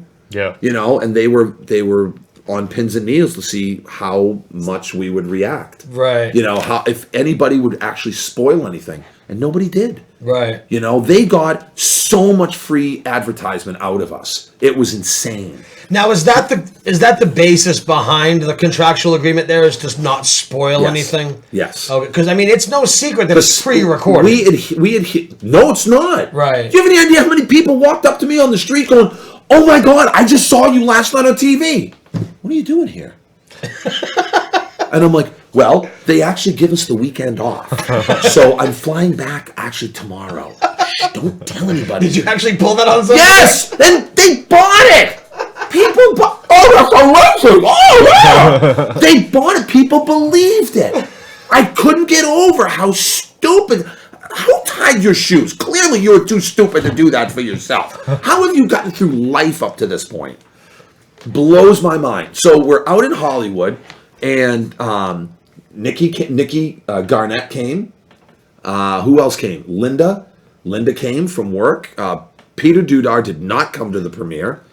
Who else came? Barbara Cross. She came. Another buddy of mine, Trevor and Gary. I met Barbara at a casting call, actually. And I'm in the hotel lobby, and I'm walking downstairs, and I'm walking through the lobby, and all of a sudden this woman just stops. She goes, oh my God, that looks like Survivor Dan. And she was, maybe 10, 15 feet away from me. I stopped dead in my tracks and I turned. I'm like, did you just recognize me? And she goes, it is you. And all of a sudden her daughter, she was like from the old, she whips out her camera. She's like, and just went to selfie with me. It was one of the coolest moments in my life, and I don't want to say that, well, now it happens so often. Every time, it's still cool. Yeah. Very, very, very rarely do people come up and actually say negative, derogatory things. It's happened. Yeah. It's happened a lot. But, the vast majority of people are very nice. They're very kind. This season, I was actually talking to a couple members from the Beauty Tribe. I was talking with Michelle, and she invited me to a premiere party in New Jersey. Fuck it. I jumped in the car and I drove down. I'm going to have my bathroom break. So now you two can talk about how it is to defecate on the island. So I drove down to New Jersey, and I stopped to get some gas. And this woman was walking into the store, the convenience store, and she stopped. She went, "Oh my God, it's you!" And I'm like, "Oh my God, it's you! Holy cow, is that really you?" And she goes, "Stop it! It is you, isn't it?" I don't know, who's you? She goes, "You're Survivor Dan." And I'm like, "Yes, it's really me." She comes over, she throws her arms around me, starts jumping up and down, and she's dressed professionally. She's dressed very nice, completely starstruck. I swear to right hand to God on my mother's grave. She actually looks at me and she goes, "This is more exciting than meeting Michael Jackson." Wow. And I'm like, that's really weird because he's dead. So, thank you, I guess. Yeah, okay. I mean, whatever. She goes, "You know what I mean?" I'm like, "No, not really, but thank you, I guess." I've never been that caught up in anything in my life. Yeah, me neither. It would never occur to me to even act like that. No. I mean, I've met famous people, whatever, big deal. You're a person. You're just a person. Yeah. I am just a person. I am nobody. I am less than nobody. My wife thinks I'm something special. That's great. But it's very nice and get a life. Yeah. I mean, I don't mean that's terrible. It's terrible. No, obviously you appreciate it, but still, I do. I'm very grateful. I'm very appreciative. But it's just good that you're not jaded by it and you're taking it back every time. There's so many more important things. There's so many more important people. There's so many more important causes, to be wound up, wrapped up, dedicated to. And the fact that Survivor has gone on for 16 years now and is going this strong is a testament to the show. Yeah. And modesty aside, Jeff Probst has been on every season. Some seasons have been good. Some seasons have sucked. Yeah. So I guess it has nothing to do with him, does it? Not particularly. It's the people. It's the cast. We're the ones that make the show special. Yeah, we always have and we always will. It's cool that you've illuminated that to me tonight, how the cast really makes the show. Like, I really thought that producers gave you a nudge in this direction, a nudge in this direction. They do. Right? Oh, yeah. So there is, the show is pushed and pulled in certain ways, right? Let's just say it's reality. Right. Let's just put like the air anything quotes. Else, right? There's definitely. Oh no. A lot of other shows are very distinctively nudged. Right. To the point where they're virtually scripted. This still predominantly goes the way it goes. Yeah. But there's definitely some nudging in certain directions. Right. So. Now you had talked earlier about them withholding payment. I heard somewhere that you guys have to keep it pretty close to the cuff what you actually do get for compensation. I'm still under contract. I'm not allowed to say. For like 25 years? No, I think it's 3 or 5, something like that. It's a few years. Right. But you can go online and find it. Anybody can find it. It's not that tough to figure it out. Right. I mean, everybody knows that, we all get $10,000 for the live reunion. I didn't know. Yeah, all right. Well, people that watch the show do. Right. So we get 10 grand. Everybody gets 10 grand for the reunion. The winner gets $1 million. Second place gets 100,000. Third place gets 75, and then from there down, it's a secret. Right. So that's kind of a big deal. From there down, it's a secret. I'm gonna ask anyway, though. Like, popularity based. Like, does everybody get the same? No. Now, the longer you last in the game, the more you make. Yeah. So the first person voted out gets a minimum, and then from there it just continues to go up and up and up. Right. I can't say how much I made. Yeah. But between the live reunion and my winnings, I made almost a year's salary out of it. Wow. Nice. Not bad. So yeah, I mean, it was, it was worth it to me. I got some projects done. I got my wife another car. We got rid of the old Honda, got her a newer Camry, and some new windows in the apartment building, and had this big, huge bay window in the back of the building that was starting to get all punky. So I got rid of it, ripped it out, put a new one up, all vinyl, crank out windows. It meets egress. It's foam filled, so it's super insulated. It was like a $2,000 window. I needed to get it done, but that's a big ticket item. You know? But got it done. One more project down. Moving on. See, what a great experience, man. All those memories gained, plus all that shit you get done. Honestly, I was talking earlier about the whole process and how long it took me and all that. And everybody that's played the show has their own experience. They have certain memories. It was definitely worth it, dude. Everybody has their own memories and their own take from it. But I spent 14 years running after this thing. I saw parts of the country I never would have seen. I met people I never would have met otherwise. I made friends from standing in line that I'll have to the day I die. And I may have the same destination that other people had. Nobody had the journey I did. Right. Nobody had anything even remotely close to the same journey I did.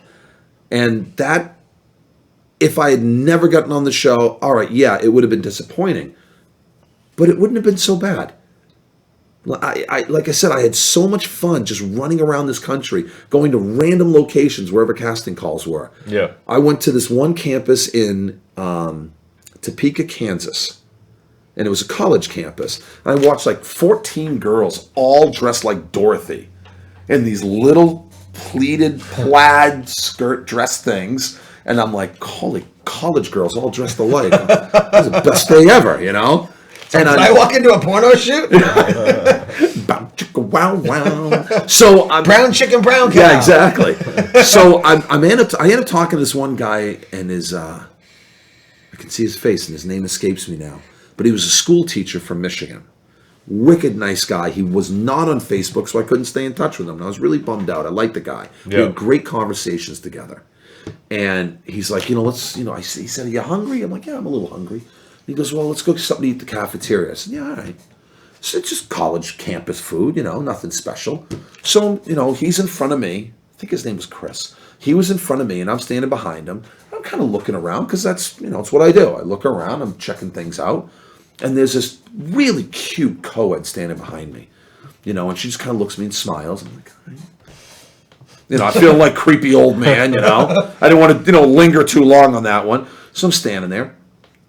And Survivor the parody. So I get up there with my food and I put my tray down. And all of a sudden she goes, excuse me, miss, to the cashier. The girl, the co-ed, says this to the cashier. She goes, excuse me, miss, I'll be paying for his lunch. No, you're a poor college kid. How about I buy your lunch? And she goes, I have so much money on my meal plan. I never use it. Random act of kindness. She's like this 19, 20-year-old girl. I'm like, I can't even thank you enough. And, and I got out, I walked off.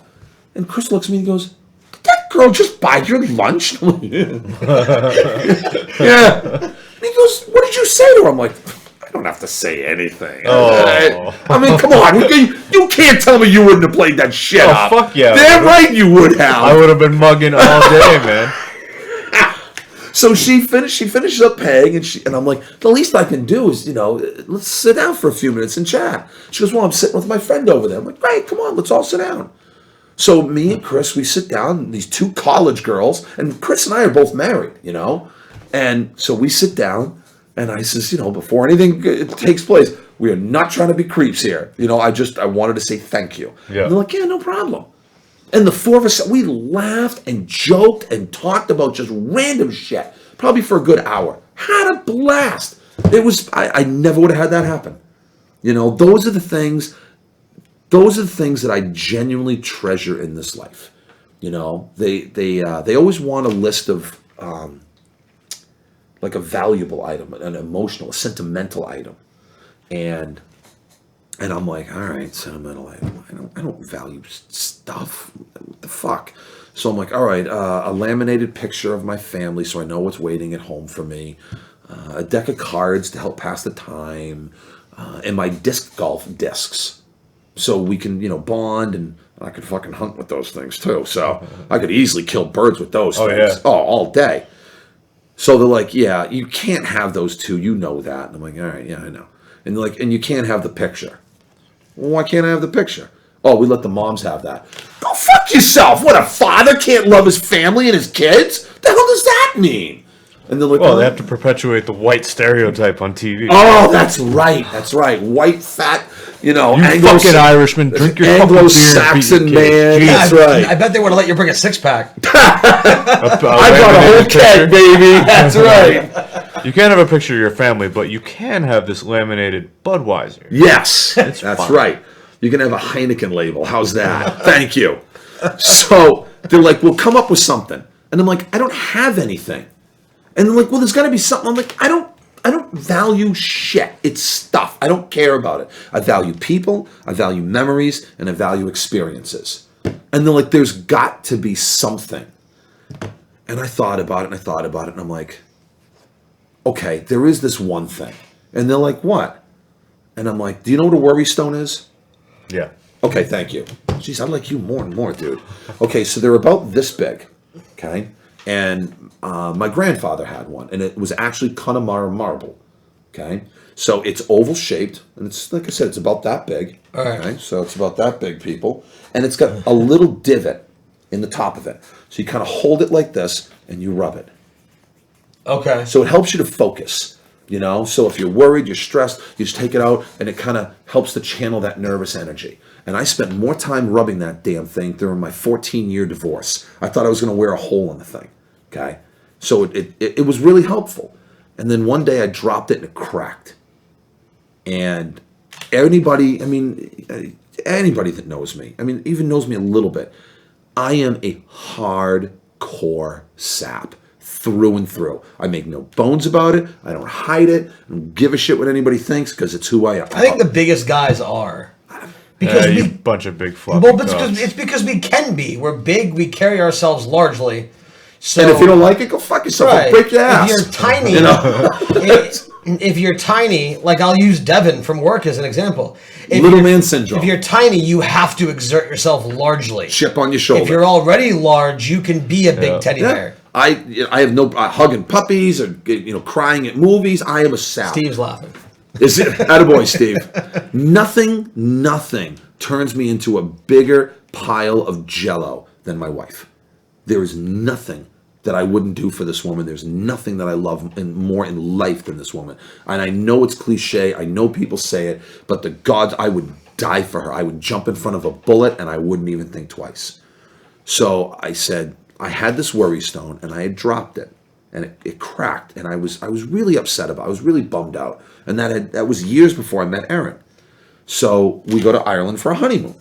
So we fly into Shannon on the western coast, and we're driving down kind of parallel with the Shannon River because we're heading towards a small area called the Dingle Peninsula. And I know it sounds terrible. Actually, Life magazine said it was one of the 100 most beautiful places on the planet. The whole area was just breathtaking. It was gorgeous. Well, we're driving down and we stop in this little town. It might have been Tralee. And we go into this little tacky little trinket shop. And we go in and they had worry stones. And she bought it for me. And it was the very first thing that she bought me as husband and wife. And I said, that stone means as much to me as my ring. I never take my ring off. I scratch my finger, but that ring never comes off. If they get mad at me because I might get electrocuted and then I wrap it in tape, it doesn't come off. That's us. I says, and I'm crying as I'm telling the story, and the girl's name was Alicia, and she goes, "Oh my God," she goes, "that story's beautiful." She goes, would you be willing? She goes, you can even give us something that's not the stone, as long as you tell the story of the stone. And I'm like, I said, yeah, I could probably come up with another one. And she goes, I'm going to run this by production. I'm like, all right. Yeah, it's bullshit. It's a lie. None of it's true. Tears are flowing. I sold this thing like you wouldn't. But you guys believed every word of it. Total bullshit. It's not true. Not a true story. I made that up on the cuff. That being said, the reason I know what a worry stone is because when I was in elementary school, they had a box of them and they gave them out to the whole class and they were one fucking short. The story of my fucking life. Who didn't get one? No. So since I was 9. I fucking wanted a worry stone, never had one. And this motherfucker just lied to my face for 10 minutes about it. I was all touched and relating. Fuck you. Fuck you. I'm like, yeah, man, I feel it. I know what you mean. And he's full of shit. Now is it broken publicly that story was bullshit? Like, do they know it was... I don't know. Fuck 'em, I don't care. All right. See, I love you and I hate you now, man. Exactly. So to bring this all back around to a legit question, and yes, I agree that the journey's better than the destination in life. Thank you. So at the actual audition, what did you have to do? When you say audition, you mean like... Well, you traveled around to all these to try to get on the show for 14 years. Okay, so the casting calls. Casting calls. It was based... it was anywhere from 60 seconds. I think I had one that was 3 minutes long. There was maybe a handful that was like, just go until you no longer amuse us kind of thing. Yeah. But for the most part, they were usually fairly rigid with time. So you got a couple of hours then? No. It was like 60 seconds. Well, this actually one I went probably good 6-7 minutes. Right. They just kept recording, and the cameraman standing behind the camera just laughing his ass off, And I just kept looking up, and the guy's like, it was great. But most of them were pretty rigid, either 1 or 2 minutes. And sometimes they would ask you questions, and sometimes they would just let you go. Whatever. Yeah. Turn the mic on and go. Whatever you want to talk about. Some went really well. I felt like they went well. Others, fucking horrible. Just a tank. Iwo Jima didn't get bombed as badly as I did at some of these casting calls. Because you get a mindset of what you want to do, and then something throws you off, and you're fucked. You're screwed. You can't recover. Yeah. So that was kind of but again, I had fun at almost every one of them. Some more than others. But I finally got a phone call for season 29, and it was Blood versus Water Part 2. And the phone call came through, and it said restricted number. All right, whatever. So I'm like, Foley's Apartments. That's how I answer it. That way if it's a douchebag, I was like, take me off your list. This is a business. So she's like, hey, this is Caitlin from Survivor. I'm like, yeah, all right. Yeah, all right. Who's punking me? That's what I thought. And she said, she goes, no, this is really Caitlin from Survivor. And I'm like, all right, did Peter put you up to this? Oh, did John Taylor put you up to? Who put you up to this? And she's like, no, this is really. I'm like, all right, yeah, really, okay. And she's like, listen, either you fucking believe me or I'm hanging up on you. All right, I believe you then. All right. So she asked me about Blood versus Water, the first season they did. And she goes, what'd you think of it? And I'm like, do you want the truth or do you want me to kiss your ass? And she goes, I want the truth. I thought the concept was great, and I thought your cast sucked. I thought you brought in a bunch of fucking duds. I'm like, there was some interesting people there, but I thought you could have done much better, and blah, blah, blah. We went back and forth for a little bit. And then she said, she goes, well, we're going to do it again, and we want you to bring a loved one. And I'm like, holy shit, I just made a video with Peter Dudar. I hadn't edited yet. I said, he's my best friend. No. Best friend's not good enough. All right, well, what do you want? Well, we need a family member. All right. Well, she's blonde. She's got ridiculously big boobs. She's crazy outspoken. It's my cousin Michelle. No. Cousin's not good enough. Well, what do you want? They're like, well, how about your kids? Well, my stepdaughter is locked into a contract for a year. She's not available. And my stepson is too young. He's underage. Well, how about your wife? Oh. I said, you're breaking my heart right now. She goes, why? I said, my wife would go because she loves me, but not because she wants to. And there was a guy that's been on Survivor 4 times. His name's Rupert. Yeah. And he brought his wife on Blood versus Water. And he gave up his spot so she could stay in the game. And she was fucking horrible. She was awful. And I says, I don't want another situation like Rupert's wife. That's horrible. That's ridiculous.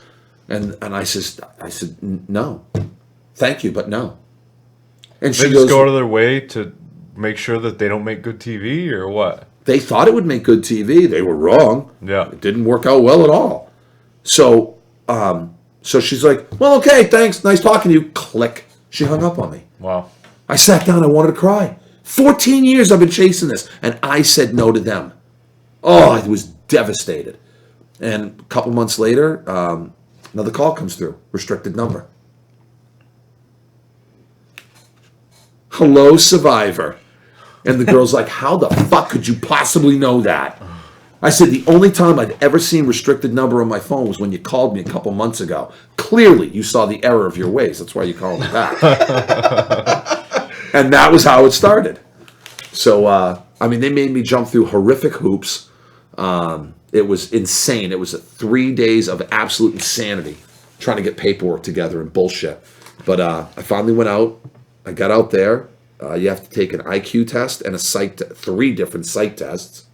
And the psychiatrist sits down with you, and she goes over the psych results and what's the personality like and blah blah blah. Then she has this long pause. She's staring at her computer, and you can see she's reading. She turns and she looks at me and she goes, "You know you're very intelligent, right?" Well, that's a shitty thing to say. It's like, no. And she's like, what do you mean that's a shitty thing to say? And I'm like, if I say yes, I'm an arrogant prick. If I say no, I'm a fucking moron. That's a no-win question. And she goes, hence my question. And I was so thrown off by the question, she must have told them. Because every interview I went to after that, they asked me that same question in one form or another. And the second time they asked it, I'm like, I need to come up with a good answer to this, because they're going to continue to do this to me. And I told him, I said, Probst was the one that asked me last. And, he said, do you find yourself to be usually the smartest person in the room? And I'm like, no. I said, I surround myself with intelligent people.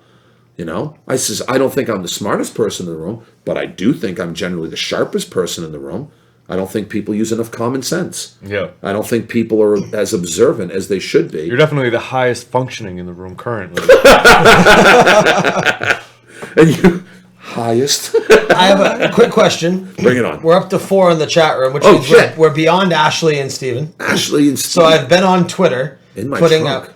They're talking about ceremonial herbs. Oh, look, it's. I get out of my car for a smoke, and I'll find them and snap a pic. They're in my jewelry box in my They're trunk. talking about herbs. And Yeah, tobacco. I got it. But what I was going to ask you was, if somebody is interested, would you be okay with somebody calling in and talking? Hell yeah. All right. That's cool. amazing. All right. So I'm not going to type it, but if anybody is in the chat room that wants to call in and speak to Dan or me or Brandon for some reason, Yeah, fuck. No. I can't think of a speak reason. up in chat and I will relay you the phone number to dial in live. That'd be really cool. Yeah, I like that. Sorry, continue. No, it's all good. Hey, so you're really smart, right? You're Compared to you, yeah, I'm a fucking wizard. So let's bring this back to a more local flavor for a minute. You guys work together. Yep. You talk a lot. Actually, not that much. I mean, You know each other. We chat enough, yeah. yeah, usually his passing- job keeps him busy. Has he mentioned to you that he's an atheist? Yeah, How many times? Are we going here? Just once? enough. Twice? Enough. Okay. If you listen to our back catalog of podcasts, Yeah. It comes so- up like a, so I'm an atheist, and I just want to put that out there before You need to have a little more enthusiasm in your voice, though. I can't. Now I'm not trying to disparage you. You're such a brooding prick. I love it. Oh, I fucking love it. come on, man! I like Nate. I love you, man. I'm not trying to disparage you. I know. I wanted to get a feel for what happens in the workplace. Well, let me ask. Let me. How is that any different than somebody goes, "Oh, I'm a Catholic, by the way"? How is that any fucking Who different? the fuck does that Every fucking one. at church? You need to get a No, more. a lot of people do not do that. They do it to me. Because they want to save you. That's because you told them you were an Because atheist. they know you're a heathen. That's why. It's the tattoo. They see the horns on your chin. I used to have giant ones. You remember those? I do. Yeah. I absolutely. I had you know the what those David are for? Draymond David So, Draymond so ones. each ball will hold still. That's what they're for. I need another smoke break. It's like little fish hooks coming up. Steve, Dirty Steve, why don't you just fucking break the mold and call in, man? You're verbose. Yeah, Steve, Oh, call talk in. to Ashley. What the hell? Ashley, we've never heard Ashley hit live. Oh, I've heard You her. still? Oh, someone just said they still have a worry stone. Yeah, Ashley did. That was a while ago. Oh, sorry. All right. Yeah, no, actually, Ashley, call in. It's 200-207-5590. Anybody listening live, call in. Say hi to Dan from Survivor Dan. Type the number in the chat room. There you go. So, all right. So somebody tries to save me from time to time. You know, you get these people and whatnot, and it's funny because I did 13 years of Catholic school. You don't do that. Don't. Yeah. I did 1 year of Catholic school. Then they threw you out. Yeah. They. We had a dress down day. Yeah. And I wore a T-shirt that said, "I'm so evil, the devil worships me." That is spectacular. That is awesome. That is so good. I don't know what they call it now, but it was St. Joe's up on Stevens Avenue. Talk to Ashley. Oh, Jamie C. Hello, Jamie C. Welcome to the Yeah. chat. Now that is an androgynous name that could go either way. could go So I.e., I'm assuming. maybe you're getting Are you bared saying out it could again. go both ways? Could be Is a that what you're bear. saying? Well, actually, yeah, IE could be either. But yeah, anybody, feel free to call in. It should be up. If you try and call and it doesn't work for some reason, let me know. But I have Google Hangouts up and Google Voice is active. So, This it's is JC Monkey. What's up, dude? It's a dude. It's a dude. They called me and these two other call guys that the shit. truck monkeys at work. for a JC while. Monkey. Actually, I'll give him a quick shout out. He did the original artwork for my Geek Access podcast. Oh, very cool. Oh, really? Yeah. That's Nice. cool. Yep. And he did that image of the three of us, me, Corey, and Brandon. Yep. He drew that. Really? Yeah. Awesome. That's very cool. Okay, so when somebody goes to save you, I'll give you some ammunition. You ready? Okay. Okay, but spoiler alert. For all you Christians out there, I apologize. Well, if you're Christian, you wouldn't be listening to this guy. So, It's time to flip the podcast. yeah, exactly. So how about this? Now, now we go to Sincast. So how about this? Let's start with Genesis. On the first day, God created light, and it was good. Okay. But it wasn't until the fourth day that God created the sun, the moon, the stars, and the heavens. What was the light? See, I've heard that. You know what one on that same vein I like? Which one? So on the first day, God created light, whatever. Yeah. Or they ignore that. They say on the fourth day, God created the sun. Yep. How the fuck did 4 days pass? Touche. Touche. Because God has his own sense of time. All right, if you are religious, and I know I said this on episode 0 of the Sincast, but please call in. I want to discuss. Okay, let's see. What else can I hit you with? How about God is perfect in every way. But if you read the Old Testament, if you read through Genesis and the flood of Noah, God actually comes out. Oh, we have somebody. Here we go. We have a call. That's Steve. It's a Christian. Hello and welcome to Mind of a Geek. Who is this? You have to guess. Ashley? Is it Ashley?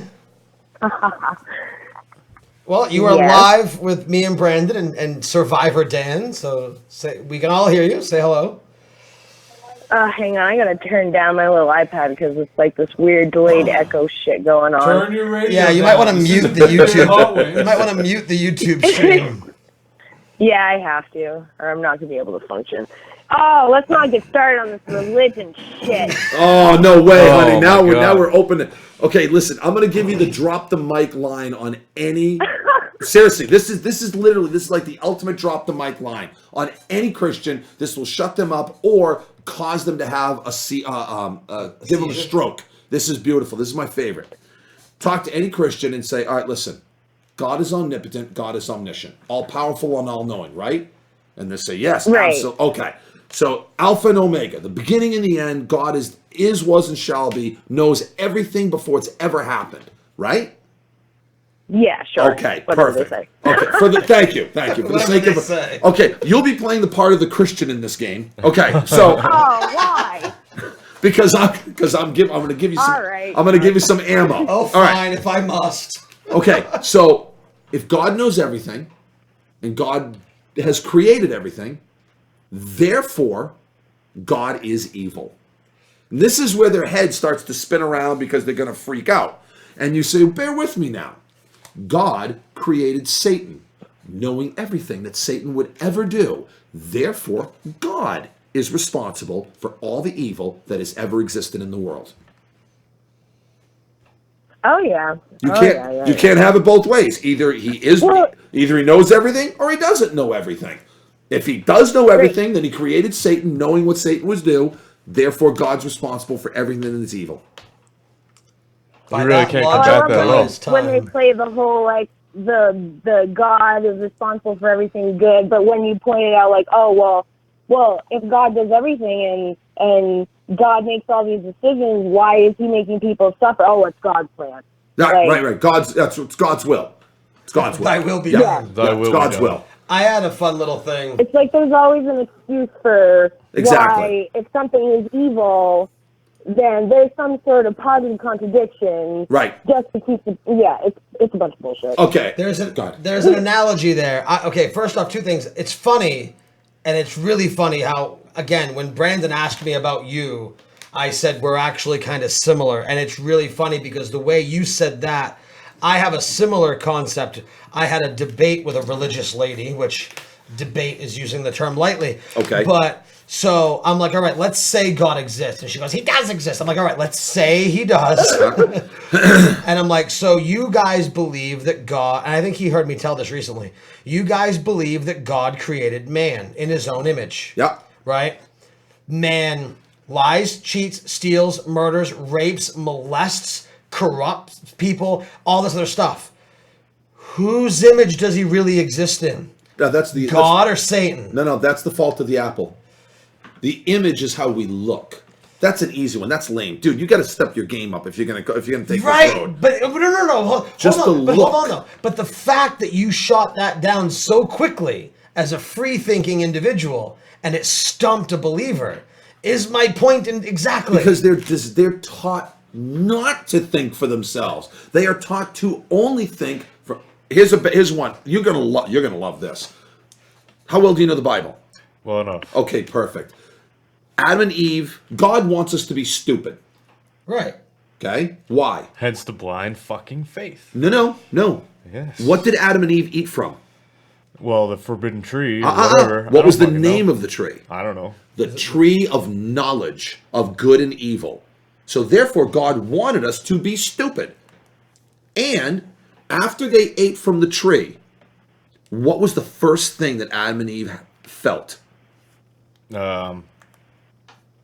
If it wasn't fucking midnight, I could tell you. Shame. Bam! Nicely done. The first thing they felt were shame. Therefore, God wants us to be naked. So therefore, strip clubs are holy. You're welcome. I'm fucking now, sold, man. There's shit. God wants us to be naked. There's if you put on clothes, you are acting against God's will. Ashley, show us your boobs. I mean, clearly, this is where this is going. So there's a quote that I have tattooed on my chest and back. Ashley, show me your boobs. Yes, yeah, it says that on my chest. Yeah. All right. So, and it comes from tattoo. It comes from religious context, but in that thought, Yep. God wants us to be dumb. Yep. He wants us to be mindless, and we are to be controlled.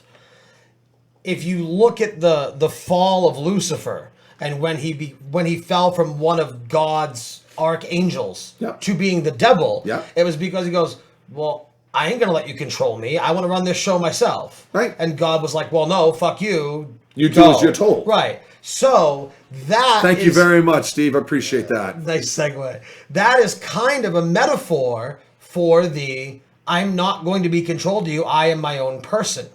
So I have a phrase on my chest and back. It says, I don't want to be... Basically, he was shamed for being a free thinker. What? What'd you say? You were muffled right there. Stop swallowing Take the the microphone. dick out of your mouth and speak I out. wish this microphone was a dick. Long story. But so No, on my... basically, like, the moral of the story, from my point of view, the whole thing is that Lucifer was basically shamed and punished for being a free thinker and going outside the box of what he's being told how to do, what to do, when to do, and how to do it. Exactly. Which is why atheists were called devil worshippers for the longest time. It's That's like, how correct. can you worship something you don't fucking believe in? It's just a cult mentality. Yes. That's all it is. Right. Right. It's just a way. Okay. What's the difference between? control. What's the Kind of like difference? politics, political parties and all that. Correct. Like, church is just an early version of a non-democratic friggin' like a government control. And then when people started to basically like start to question all the spirituality and God and everything else, is when they stepped in and was like, well, we'll keep the church for the people who still want to follow all that bullshit. But then we'll have this other aka government control, basically, like political parties and everything else, to get the ones that are staying away from those beliefs. And Well, what's the difference between faith and fact? Fact is something that you can prove. you can prove. You can prove. Faith, by definition, is not something that can be proved. One woman lies about an affair that got seriously out of hand. Instilling That's the good. entire definition, basically. Of what Exactly. So here's what we know for a fact. Humans wrote the Bible. Right. Humans. And humans are fallible. Humans are flawed. Humans are corrupt. And 2,000 years ago, if you had the ability to read and write, you were practically revered as a god.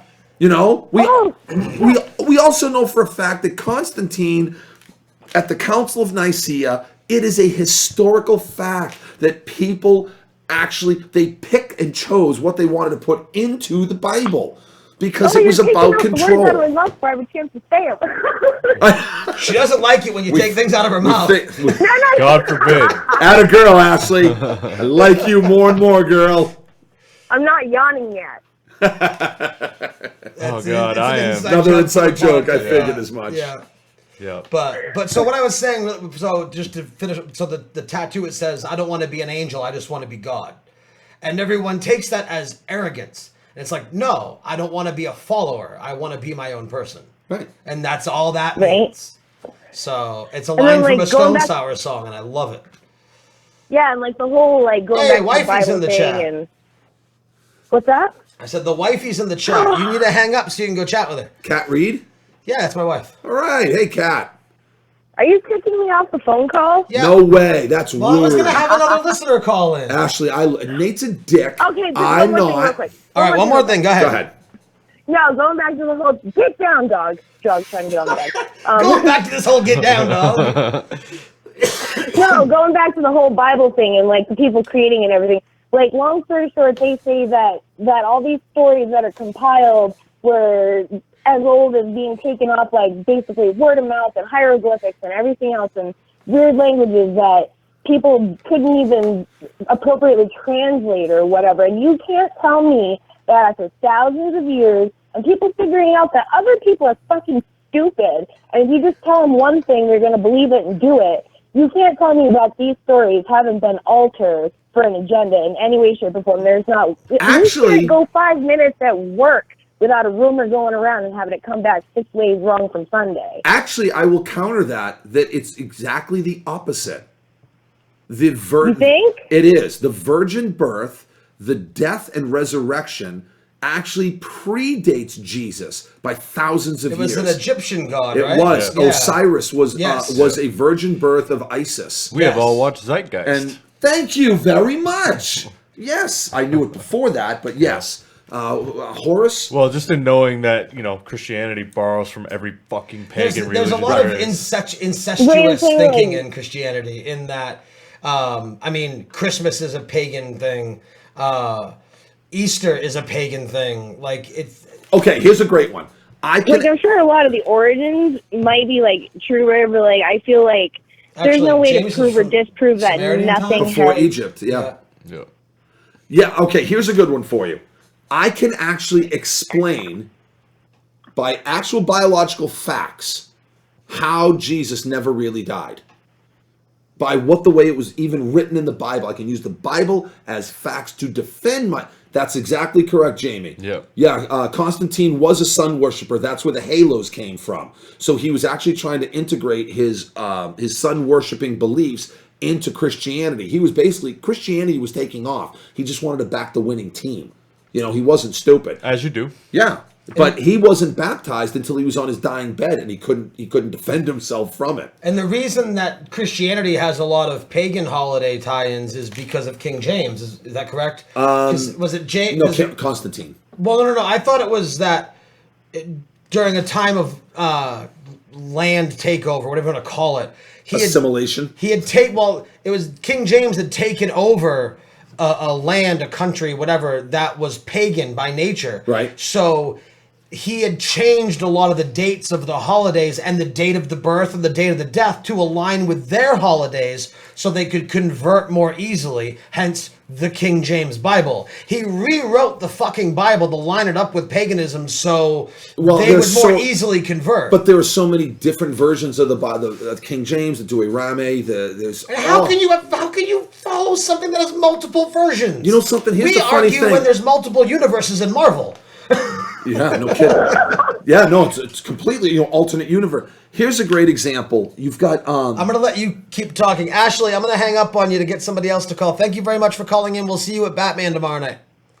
All right, I'm good. All right, bye. Bye, Ashley. All right, continue. Why do you think Scandinavians still burn churches? Because they're fucking cold in Scandinavia. What else? Okay, so Jesus is on the cross. He's dying. What is the number one cause of death on the cross? Suffocation. Yeah, I was trying to say asphyxiation, but I couldn't spit it out. It's suffocation because you're being pulled so tight. And almost, I think 99% of all crucifixes I've ever seen were wrong because they show the nails here. Yeah, and they need to be here. They're here, exactly, because not only is there a cluster in the middle, but there's a hole there. Yep. Okay? And it's going to hook you. But there's also a bundle of nerves. That's what makes it excruciating. So you have both wrists, and you have the same thing at the base of your ankles. Yep. So that's where they tie them up. So they broke the legs of the two guys because you can't push up to relieve the pressure on your chest. Yeah. Okay? They didn't do that to Jesus. So he's up there, right? And he's dying. They think he's dead. So what do? What does the Bible say they did? Do you remember? They took a spear and they pierced his side. And the Bible says it. What came out? Blood and water. He was drowning. He was suffocating because if you squeeze the skin tight enough, I can squeeze fluid out. Yeah. Same thing with the lungs. Because he's being pulled so tightly, he couldn't breathe enough to get the fluid out of his lungs. So he was drowning. So they pierced his side, water came out, battlefield medic. You puncture somebody's lung that's drowning in the hopes of saving him. Doesn't always work, but it doesn't always fail either. They punctured his lung, they relieved the pressure, they allowed the fluid to come out. Back then, they thought if you threw a t-shirt on the floor, it would spontaneously generate a mouse. So they thought he was dead. They didn't know any better. So they stuck him in a tomb. Right. And miraculously, they kind of saved him. Exactly. See, I wish we had this conversation 2 hours ago at the beginning when I hadn't been up for 23 Oh, hours. stop whining. It's Go okay. sleep when you're dead. He's going to work in 4 hours. And? I'm missing your point. I don't want to. Continue. No, that was it. All right. Well, fuck me. Hey, how you doing? Hey. Whoa. Are we going to get another caller? I don't know. I'm trying to... Everybody's chatting with each other. Spear of Destiny. There you go. Yeah, Nicely and done, then Steven. someone else said, he said religion's always a fun one. Yeah. So, right, you disproved the death and resurrection of Christ. We talked about... Single-handedly, mind you. You're welcome. Being on the cross. Now, Bring on the hate. so back to the mindlessness of religion and the...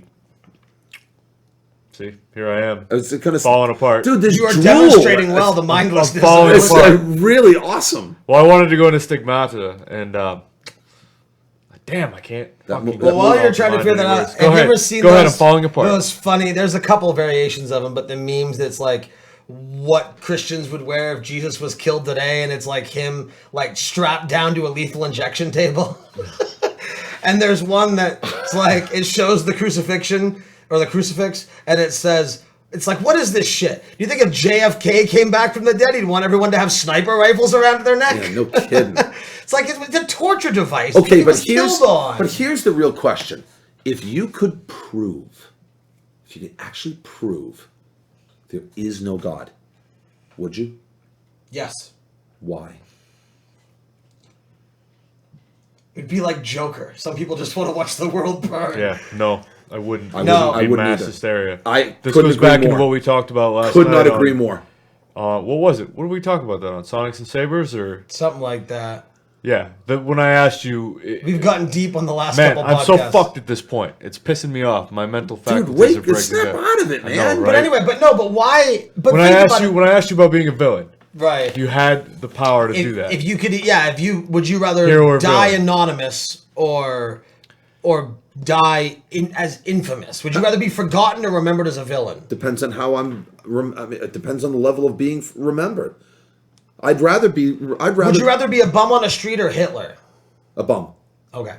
I would. Have you ever seen the comedian named Bill Burr? Yeah. Oh yeah. yeah. Okay, have you seen the routine where he's like, does anybody have those thoughts? You're like driving down the street and you're thinking, all right, here, Yeah. I'm a normal guy, but if I just go like 2 degrees and I just wipe everybody out on the sidewalk, I'm on the cover of Newsweek. It's like, oh, Bill, would you like to come over this weekend? We're going to have a barbecue. Maybe you can make that potato salad. And it was the most horrific scene.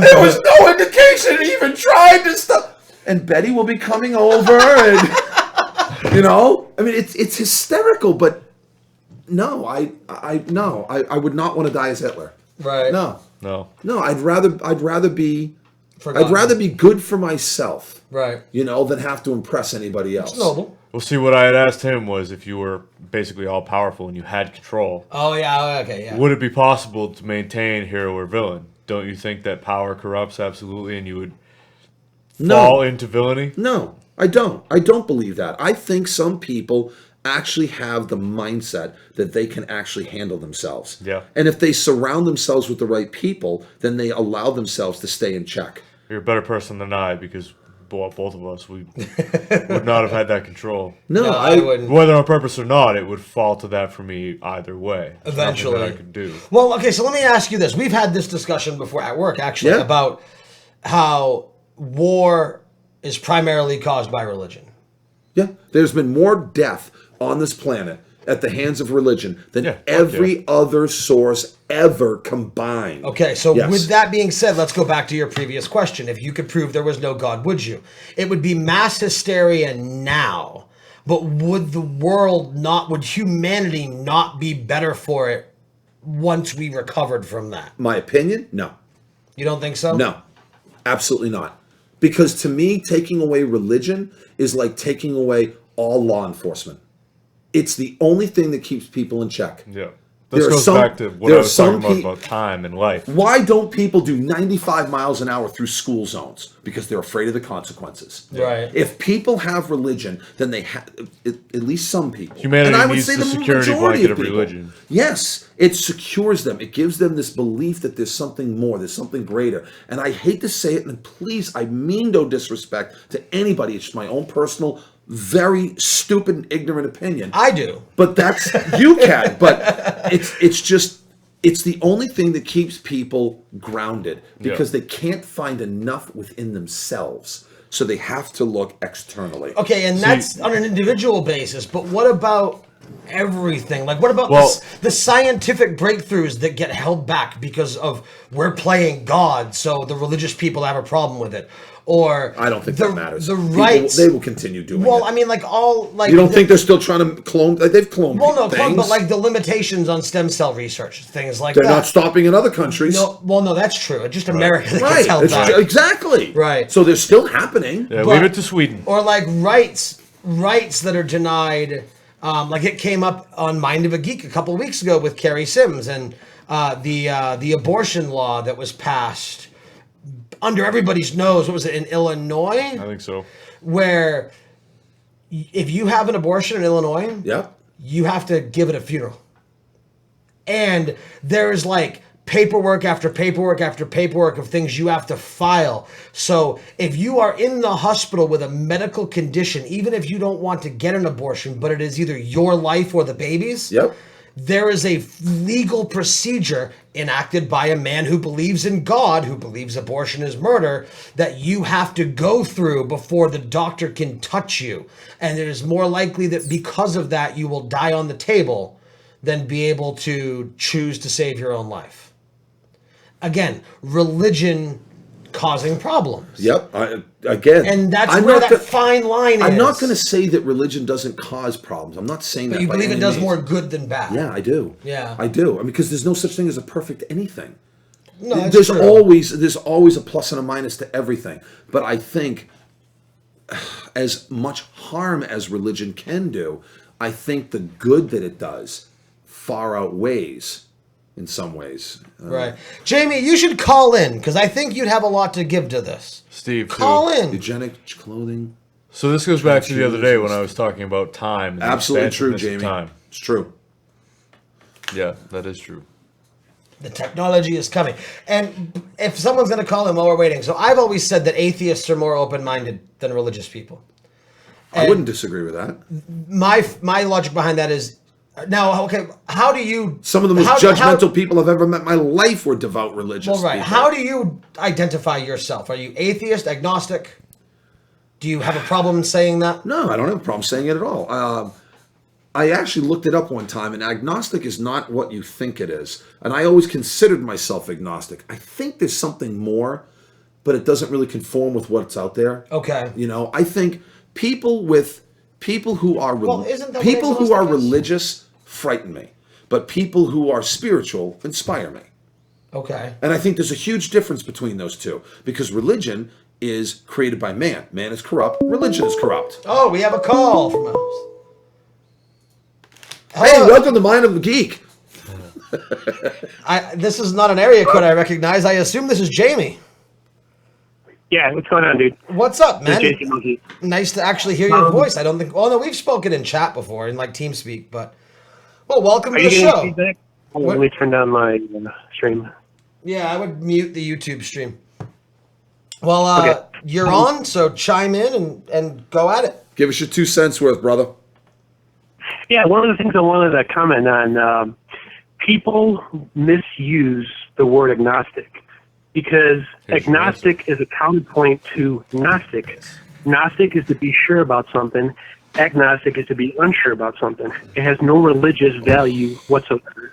But people keep saying, "Oh, well, I'm agnostic," so they don't. Yeah, say like I I'm said, atheist. I knew the word was used incorrectly. Yeah, I Like me. Oh, I'm sorry. No, go ahead. Like me, I'm a theist, but I'm an agnostic theist. I believe in religions and the values and morals of religions, but I am unsure if there's a God or God hasn't spoken to me yet, per se. Now, So see, that's why I'm more agnostic. I'm exactly the opposite of you. I have a belief that there's something more than us, but I don't believe in religion, because religion is a product of man. Therefore, it's corrupt because man are corrupt. Well, do you believe in, this is a term that's been used like from the pre-Sumerian days and whatnot. They call it the divine will and the will of the self. There's two different things. There's a divine will and the will of self. Okay. The divine will is the natural randomness of the universe. Yep. And the will of the self is what you make from inside yourself. That's your God, right? Your free and will. the universe and the randomness in the universe is what we perceive as the current God. And we put things onto that, you know what I mean? Like we put words and objects into that God. Like, oh, he's got a sun that comes down and does this and this and this to kind of get that control scheme. You know what I mean? Right. That's actually really interesting. It's wow, we got real heavy all of a sudden, didn't we? We went down the rabbit hole on this topic. we did. Yeah. We went way down the rabbit hole. Yeah. Well, see, the thing is, I mean, my belief. religion is just, I've always seen it as control. I mean, there's actual historical document. There is nothing in the Bible, zero, not a thing, that says anything about not eating meat on Friday. You need to eat fish. But there's historical documents, facts, that actually tie the church to the fishing industry. They were trying to pad their own pockets. Well, then there's, like, if you look at homosexuality is a big one in religion. Yeah, huge. And it's only mentioned less than a handful of times in the Bible. Yep. Yet, not eating shellfish is mentioned a whole fuckload of times. I think it's 17 compared to, like, the 3. Attaboy, Stephen. So it's 17 compared to like the 3 or 4 that homosexuality was mentioned. Yet people realized that shellfish taste good. Ashley, absolutely. So they forget about that one. Well, Well, I mean, you could also this beat one, your right? wife, and you could beat your slave, and you could also stone, prostitutes, and are we going to go back to that too? If you want to pull out that card, going, well, that's what the Bible says. Great, get over here. I'm going to beat you with a broom handle. That's okay, apparently. It's oh, go ahead, Jamie. check out this one. The Bible and whatever and the church says that they don't accept gay marriage until recently, right? But for the longest time, practitioners of war, like generals and whatnot, when they went out to war, they took little children with them and they banged the little children because they didn't have their wives and they take their wives to war. Right. And the church also saw that as a thing to do, right? Because they didn't want to break their holy sanctimony by screwing women, right? The priests. So they would bang little children because at the time it was acceptable. And they didn't see it as gay. But now in our period, we see that as gay. And in the Muslim era, male-on-male contact, you'd be killed or thrown off a roof and killed, right? But yet, it's just, I don't know, it's just like hypocrisy with that. It's just... Well, because do as I say, not as I do. Right. See, I agree with Dan to a point where religion does good. We got into, on episode 7 of Sonics and Sabers, we got into about how, as an atheist, death is one of the scariest things to face. Because we hold it in our hearts that we're not fucking going anywhere else. That's it. And some people can't handle that. Even I myself sometimes can't handle that. And so there are all these cushions that religion gives. Well, that's all There's religion in fables. society is a cushion to give us purpose. Right. Because without that, what do you really have? In the expansiveness of time, all we are is a blip, and nothing really fucking matters. It You're almost here and gives you're us gone. meaning. If we are the children of a mean, creator, it look at gives the us most- a reason to be Look at the here. most famous people in the world. I mean, look at Columbus. Look at all the people who've done great things. Right. Over time, I mean, what do they really remember for? Columbus Day? You might know if you're kind of Hold intelligent. on, we got to be politically correct. whatever. It's Indigenous Peoples Day. And if you go to Italy and say, hey, how about Christopher Columbus? They'll say, who? Right. They don't know who he is. They have no idea. No. It really doesn't matter. You exist when you exist, and God, I was a lot more well-spoken at the time, but... You know what I look at the Bible as? I look at the Bible as a great bunch of stories to help you, to guide you to do the right thing. From that all by itself, that makes it worth it. Yeah, well, it fucking failed for the most part, didn't it? Guide you to do the right thing. Do you Well, believe in New- God? New- Yes. Do New you believe in Testament. my God? No. Oh, stone you. Yeah. Here's the thing, though. Through the Sumerian times, they were on about energy, frequency, and vibration. Yep. That is the original triad, Yes. like the Father, Son, and Holy Spirit. Energy, frequency, and vibration is the original triad, and that's the secrecy, and the what do you want to call that? The Masons hold that knowledge, right? Yep. So, yeah. So basically, reincarnation has some value because as we start out as energy, we become an object, right? Uh-huh. And when we die, we go back to energy. So therefore, reincarnation has some value, but not in the sense that we think it is. Exactly. Or in the sense that there's a heaven past us because we go back to our original energy form. See, I like that. And do you remember George from work? Tall guy, gray hair, obsessed with Star Wars. Oh, yeah. Yeah. So we had a discussion one time. He believed, similar to you, he believed in something. He believes something is there, possibly. Doesn't know what it is, doesn't have a name for it, and believes that man has corrupted whatever that thought is. Absolutely. And he presented me as as Brandon has mentioned, when I meet you, I'll be like, hi, I'm Nate, I'm an atheist. Like, that's what I do. My whole left arm is anti-religion. I have an upside down cross. I have a priest hanging from a noose. Nice. So it's the first thing I'll tell you. It's like, I'm Nate, I'm straight, I'm an atheist. It's my defining characteristic. Well, I'm offended. Oh, God. But anyway, what? That I'm Nate, that I'm straight, or that I'm atheist? Which one offends you? Yes. But so even as a loudmouth militant atheist, as I've been called, I respected and even thought about what George presented. Yep. And what he presented was that God, in air quotes, is the universe. Okay. The divine will. The universe created us. We are children of the universe in that we evolved from single-celled organisms, had to come from somewhere. Right. So if the universe is the greater power, so think about this for a second. You mentioned, Christ, almost an hour ago probably, that on the first day God created light. Right. On the fourth day God created the sun. Yep. So what if that first day was the universe being born? The Big Bang Theory. The Big Bang. God created light. I like to call it the gangbang theory. The but whatever. gangbang theory. On the fourth day was when our star, the sun, was born. God is the universe. That was simply created by a natural was a chemical. metaphor. Exactly. It's just a metaphor for Exactly. everything. And that is where, and I love that theory. That theory is awesome because to pull a little bit away from religion, thank you, Stephen. Aliens. Aliens. Think about this. Go Sigourney Weaver. Well, Save us all. Well, no. But think about this for a second.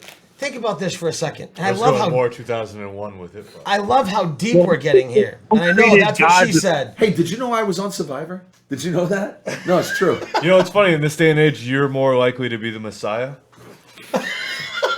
Careful, there's That almost came out my nose. You almost got me. There's a fallacy in Given your theory, the though. life, That was good. given the way we live now, There's a yeah. fallacy. You've been on TV. Hold on. Fuck, Jamie, dude. what were you saying? That's sad.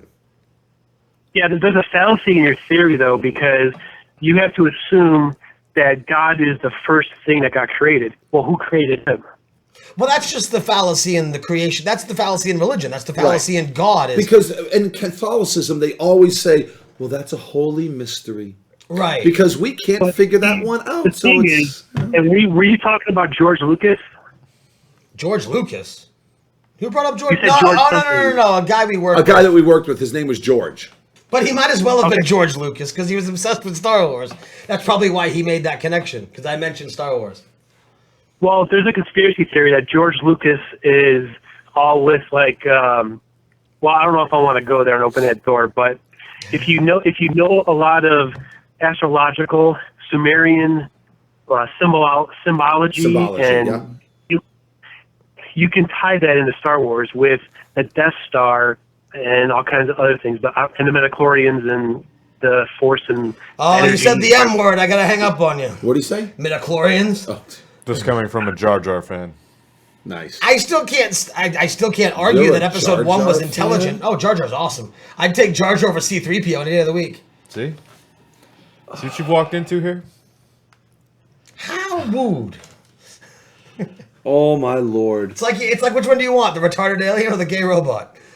I'll take the gay The robot. gay robot, yeah. Thank you. Thank you. Hey, Jamie, I'm going to hang up to give somebody else the opportunity to call in, but thank you very much for calling in. Mind of a Geek is live. Typically, I'm only saying this because you're not usually, I've never seen you in the chat, but usually we do it Monday nights at 8:30, and this live call-in thing is something we're going to be offering from this point forward. So by all means, subscribe to the YouTube channel and check out the further stuff. All right. All right, man. Thanks for calling in. Thank Have a you, good Jamie. night. Steven, do you want a list of what's wrong with Nate? Dude, we could go for another couple hours. Gay robot all day. Attaboy. Thank you. Thank you. Jesus. Jar Jar Binks. Hey, if it wasn't for Jar He Jar, was- Jar is the Sith Lord behind it all. Listen, All right, Jar Jar hold is on, the equivalent of Ewoks. Let me all finish. right? Okay, so my theory really quick. So think about this. So again, universe created us. Yeah. We evolved, etc., Yeah. etc., blah, blah, Blah, blah, blah, blah. And again, aliens. Okay. Okay. When you take an animal away from home, Yep. like so you move, Yep. and the animal gets out. Yep. Where do they go? Where do they instinctively go back to? Well, Shadow and Chance, they go home. They go home, right? Ever since human beings are any recorded history we have. Well, wait a Well, second. Wait. hold on. That analogy is not accurate. It's gonna get there. Hold on. All right, go ahead. Well, because animals want to go home. Yeah, but you are their home. Hold They on. will go to you. Okay, right. If you move with your animal and they get away, they're not going back to Not where they if came they don't from. know that. That's They- not true. Huh? No, they will find you, not the home. But if they don't know that you move, If you went with them, they will go back to where. If you said your example, All right, well, let me finish what I'm saying, and All right. maybe I need to fix the opening thing's analogy, flawed, isn't it? All right. So, even my wife, we could go for weeks about what's wrong with Nate.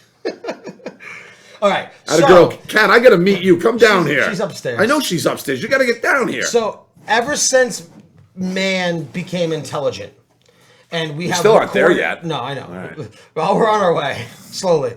But baby steps. But we have been obsessed with space. All of our gods are up, whether it be the Egyptian gods, the Greek gods, and ever since we became scientifically intelligent, we've wanted to go to space. Yep. Which doesn't make any sense because lions don't look up. Exactly. Because lions have no predators that are up. They only look down. Right. And most people do the same thing. Because we as a species instinctively want to go home. No. This isn't our original home. No, it's because of gravity. Your head's heavy. So I look up. Right. Most people don't. It's against gravity. Most people instinctively look down because if you look up, then you can see other people looking at you. Most people want to be... Why do you have to break all my theories? Because your theories suck. You like Jar Jar. Hey, come on. What's wrong with... There's a lot of people who like Jar Jar. And they're all retards. Come Okay, on. hold on. It's a different generation. I was young when I saw episode 1. And that makes you less retarded. You're older than me. Right? I was like, what were we, 13, 14 when episode 1 came out? Jar Jar was to appeal to the kids. Jar Jar was the equivalent of Ewoks. It was nothing more than a shameless appeal to children. Yep. And I was a child. See, that backs up. And you're not anymore. Outgrow childish thoughts. No, but it's the same reason why I can still sit down and watch, like... something from your youth that you enjoy. Yeah, exactly. It's sentimental. It brings you back to a kinder, gentler day. And blah, blah, blah. C-3PO, I don't know what it was, but C-3PO always irritated me. Like, even in episode 7, he irritated me. It's like, oh, I bet you're wondering where I got this red arm. It's like, shut the fuck up and get off the screen. Like, I mean, they're both equally fucking annoying, but I guess it just Jar depends. Jar's way more annoying. Jar Jar's worse. It's just so much worse. Awful. Just terrible. Terrible. It's terrible. He's still a child and when well, that's probably why Nate and I get along so well. We're both big children. Yeah. Seriously. It's a good call though, Kat. Steven or Kat, if either of you would like to call in. That'd be awesome. Hey, did you know I was on Survivor? I heard vaguely. Yeah. All right, so we'll tie it back to that. Eight-year-olds, We'll go around on the full circle. You know what I love? Here's what I love. Right. I love that about a half hour into this episode, I made an analogy about how fat chicks try harder. And you gave me shit because that was like, that pressed boundaries and that was inappropriate. Then we go on a religious rampage for an hour and a half. I didn't say it pressed boundaries. I said it was offensive to heavy people. Yeah, talking about religion isn't offensive. No, fuck them. Because you're attacking those people. And I We're still stating go on opinions. record saying There's I a never difference. said fat chicks try harder. That's basically what you said. Yeah, you said it in so many Pretty words. much, yeah. We can read between the If lines. anything, I said ugly chicks try harder. No, you said fat chicks. Yeah. That's who you went after. Yeah, you were talking about the folds. No, that was the Sports Illustrated that thing. was tying in. I shouldn't have opened my You mouth. tied it all together. I'm gonna go have a cigarette. They all suck. Are we going to take any more callers? Ashley, or are I we gotta going to wrap it There up? we go. Yeah, here we go. Let's go politics now. We've already done religion. What presidential candidate do you want? Oh, fuck that. No way. I don't know. Listen, He has dual citizenship. There's a reason. Yes. I am 49 years old. I don't know if I've ever seen. Fat girls give more love. Thank you, Jamie. Well, there's more of them to give. It's not a matter of generosity. It's a matter of girth. It's a matter of statistics. They have cultivated more mass. There's more love per inch. So are you guys going to keep going?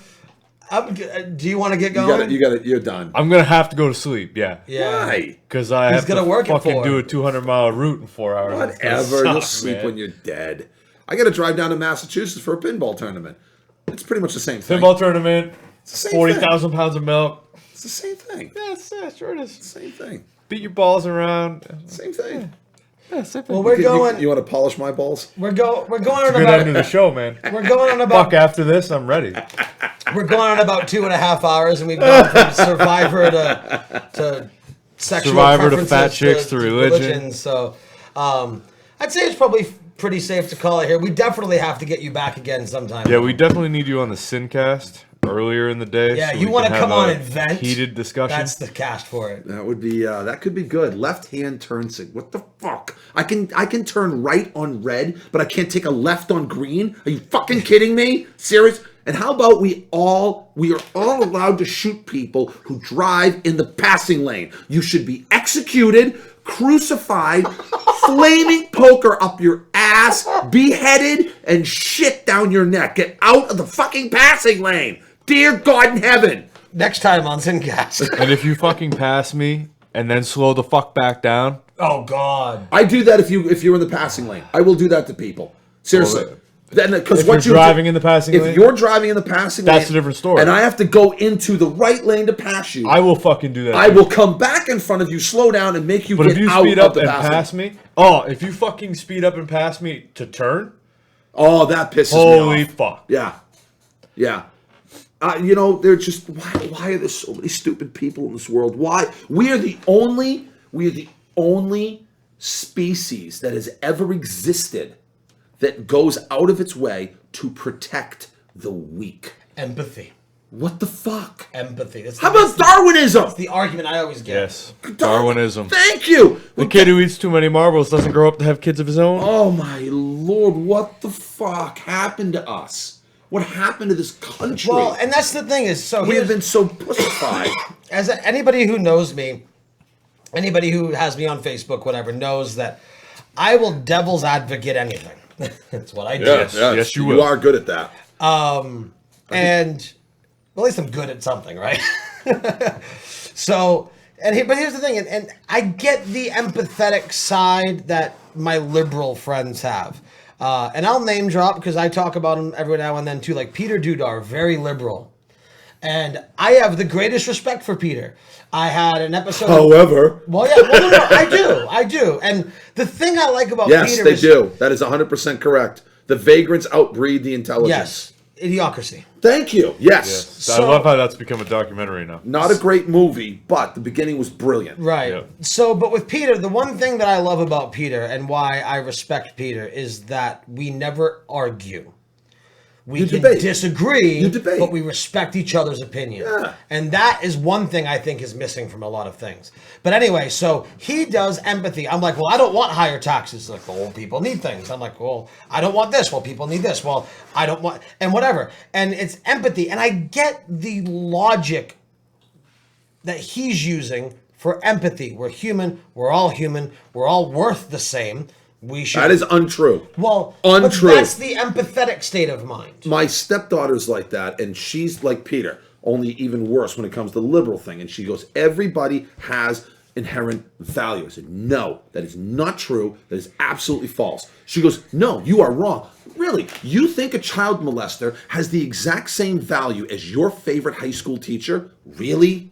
You really do. You really think the repeat rapist has the exact same value as, I don't know, the girl in the grocery store that always bags your groceries with a smile on her face? You really think they have the same? No. It is. We are all born with a scorecard, and the scorecard is 0. And your achievements, your actions, your words, everything either increase your overall value or decrease your overall value. And if you reach a certain point, fuck you. We should be able to take your ass out of the gene pool. See, there's a word I hate, and if I'm gonna mention this, I ask that you give me like 120 seconds to talk without being interrupted because it can start off rocky, but it makes sense.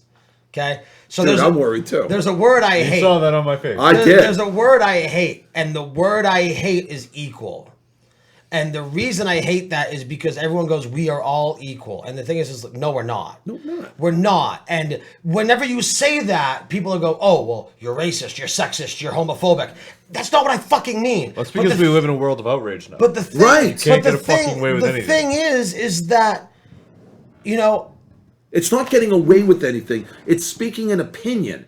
People automatically want to group you into a horrific category. Well, it's Sorry, funny go that ahead. Let him that finish. we've come as far as we've come just to get to this point. It's just circles. It's circular. It's ridiculous. The whole thing. But we aren't all equal in the sense that, yes, we should all have the same rights. Yes, we should all have the same Thank opportunities. you, Jamie. 100% correct.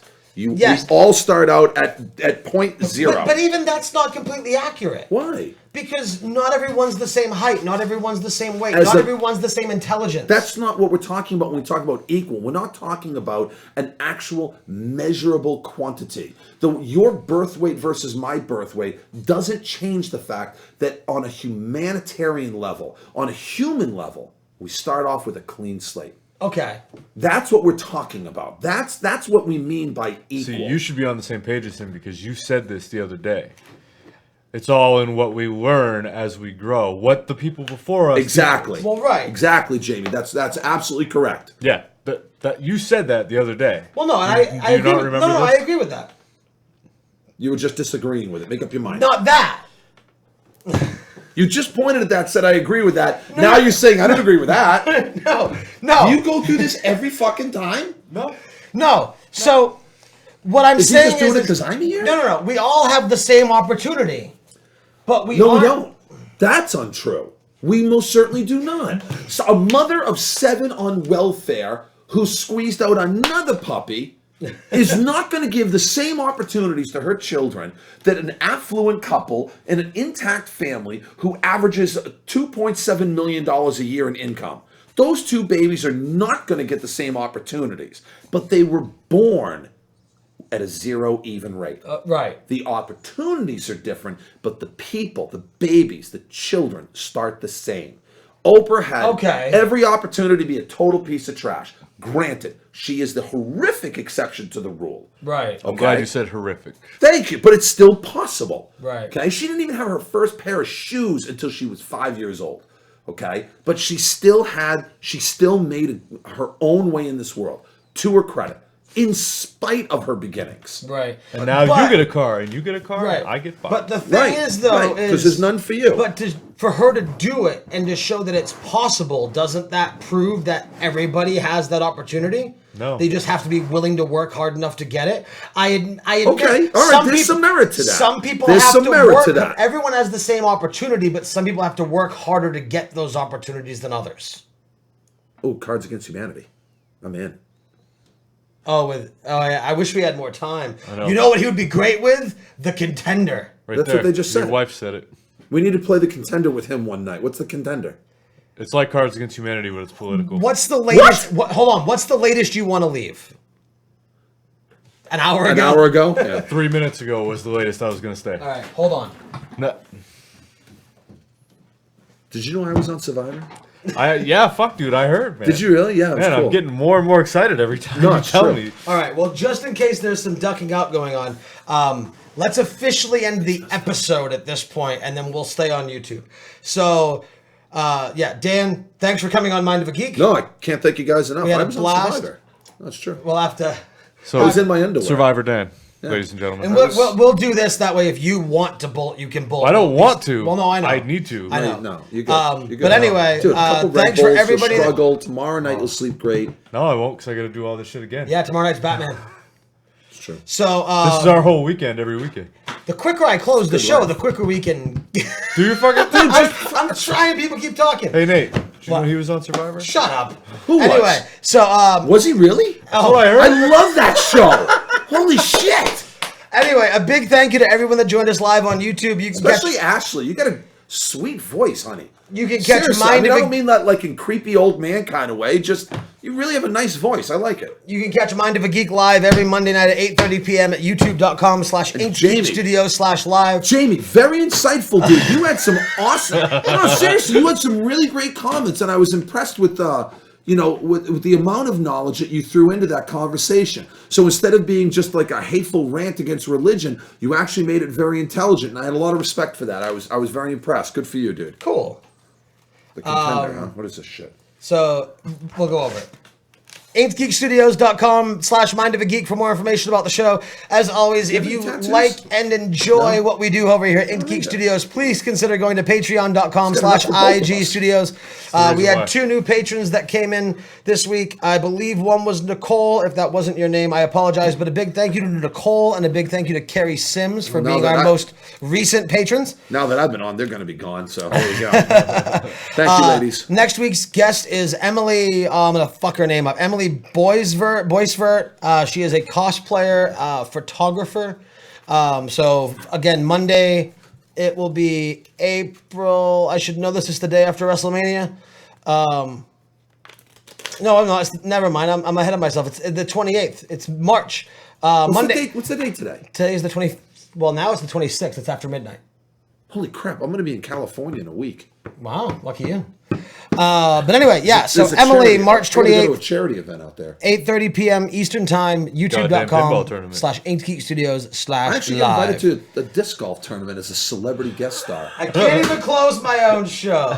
Anyway, yeah. So Dan, thank you again for Brandon, for myself, and for everybody else at IG Studios. Thank you very much. Did you know I was on Survivor? Shut up. Yes, that's the perfect ending. Why? You're gonna have plenty of time because this isn't gonna fire. It's gonna freeze. Yeah. You might as well just No, keep but going. it should be working just fine. Yeah. This is the balls, dude. This is great. Good. You can come back for Syncast. Come on, you fucking piece of shit. Fucking. See, I don't get it now. I don't know why. I don't understand why it's not working. Did you move it to the main No, drive? it's right here. Theme songs, Mind of a Geek outro, save, Boom. play. Fucking cocksmoker.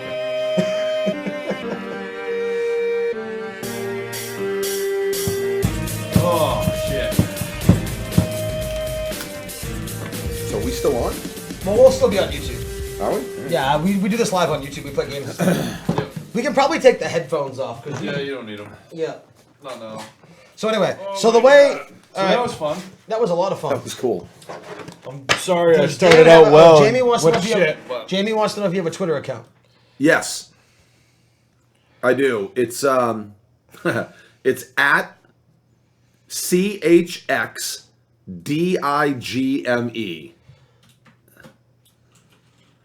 CHXDIGME at Chicks Dig Me. That's why I couldn't find you. All right, so the way Contender works. Welcome to the Mind of a Geek post show. The way Contender works is you've played Cards Against Humanity. Love it. Okay, here's the way this works. You have a moderator and your political speakers. We all get 7 cards, and moderator switches just like it does in Cards Against Humanity. What'd you say? 3, Just want to get my point across. 4, Oh hell yeah! 5, 6, 7, 7. Okay, If so you dealt that way in the Old West, you know you'd be shot. I know right? I don't deal cards. I'm a geek. Apparently not. Okay, so here you can be the moderator for round 1, and you'll see how me and Brandon do it. But essentially, you are constructing a political argument. You can use 1, 2, or 3 cards with a maximum of 3, and you can do 1 at a time, 2 at a time, or 3 at a time, and you go back and forth. And the person who was the moderator picks the victor, just like in Cards Against Humanity.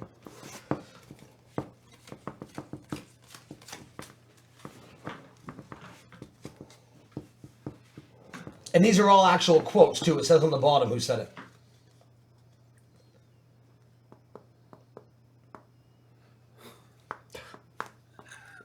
Okay, so what's with the different colored card? Oh, there's just the vulgar ones.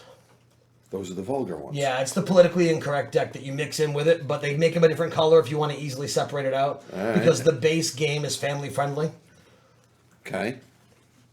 So, yeah, so how have you be mod first? So what you do is you pick that up and you read it. And you give us the, oh, you grab 2. Go ahead. Oh, you didn't? Oh, never mind. No, My just wife fucked up. spilt I was water gonna on say. them, yeah. All right, Forgan policy. Can't. Foreign? That's what I said. So you already have the idea of the game. Jesus Christ. Forgan policy. Forgan sneaky bastages. No, never. No, you don't know the movie? No. Fucking A, dude. I'm uncultured. Apparently. Candidate. A recent poll of the world leaders found American leadership on a what is this? A crucial issue, tepid. It's a weirdly. I've read that one before. It's Okay. weirdly worded. Do you believe Americans' position is still viable abroad, or has our passport to leadership expired? That's traitor talk. What is the issue? Foreign policy. Foreign policy? Foreign policy, yeah. Well, sir, there's a reason the people are upset. But I'm going to be honest. I don't know dick about foreign policy. All I know is it's good enough for God.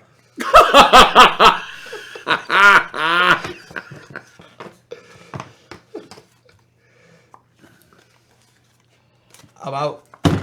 Oh, yeah, clear winner. So So that's he gets the card, All right. and now he's the next reader.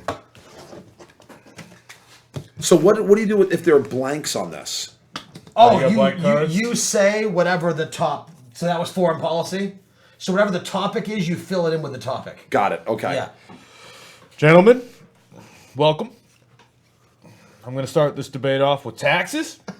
Candidates, low-income Americans will pay more federal taxes this year than ever before. Is it time to lighten the burden, or will lifting those weights make the poorest among us richer in spirit? Go. Anything to protect our brave men and women. I would like to be the first to say that this is a good thing. Rape, murder, taxes. Bada bing. Oh, I'm getting. All right.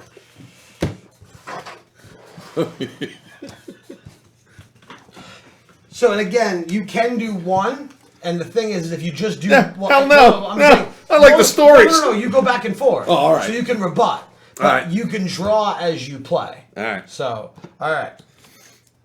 Freedom. Bring up my red. Fuck yes! Candidate.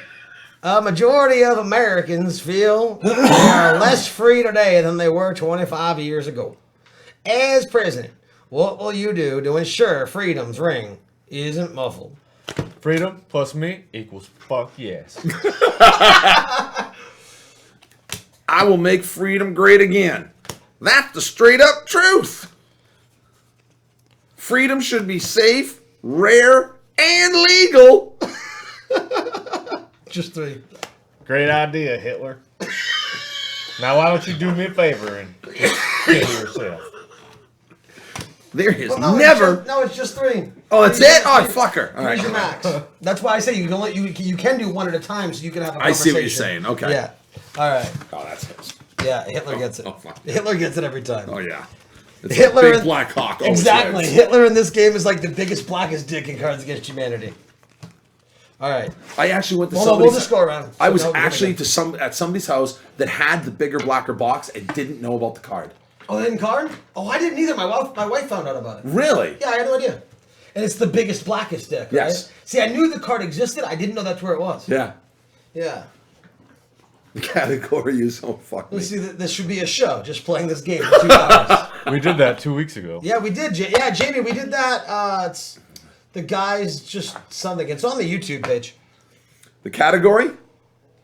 Oh, God. Women. Candidates. Most forecasts show that this election will depend on the turnout of women. As election day draws near, will you fight for equal rights? Or are you planning on mailing it in? MALEING. You know, I say, let them do what they want. Someone needs to get laid. And that's my plan for now. Come at me, bro. That's No, hold on. I have one more what? card. No. Oh, you're gonna. Because I can't. Because all I can think is I'm going to substitute at for on. Yeah, you lose. That's. You can't take a. You ready? Go Yeah. ahead. You ready for it? Yeah. The best leaders don't need to be women. All right, but Muslims love women. Hey, minus their clits, sure. I just wanted the opportunity to play the Muslims love women.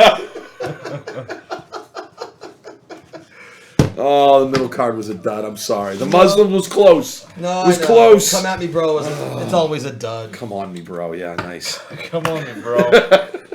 Oh, fuck, dude. Minority jobs, gentlemen. Oh, Jesus. Candidates. While the economy has recovered for many, it has left a significant portion of the minority workers behind. As president, how would you work toward a colorblind economy? There is nothing wrong with America that an extra dose of minority jobs won't cure. That is some blood-sucking bullshit.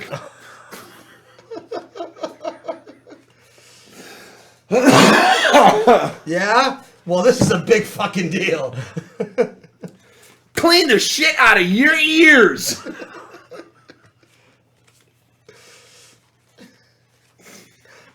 I am not a politician. No, I've got duds. It's the. I was gonna say, this fucker needs to be dick slapped. Oh, my God. I was going to pity fuck you, but never mind. Then I had to whip out the dick slap. All right. Poverty. Canada. Our turbulent economy has knocked the middle class into an economic tailspin. Many citizens are landing well below the poverty line. As president, how will you get America back to cruising altitude?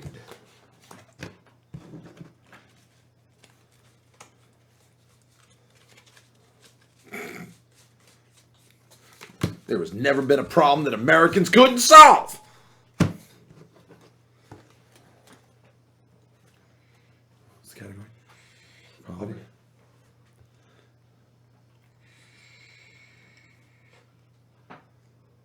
Damn. You're a major league asshole. USA! USA! USA! I tap that.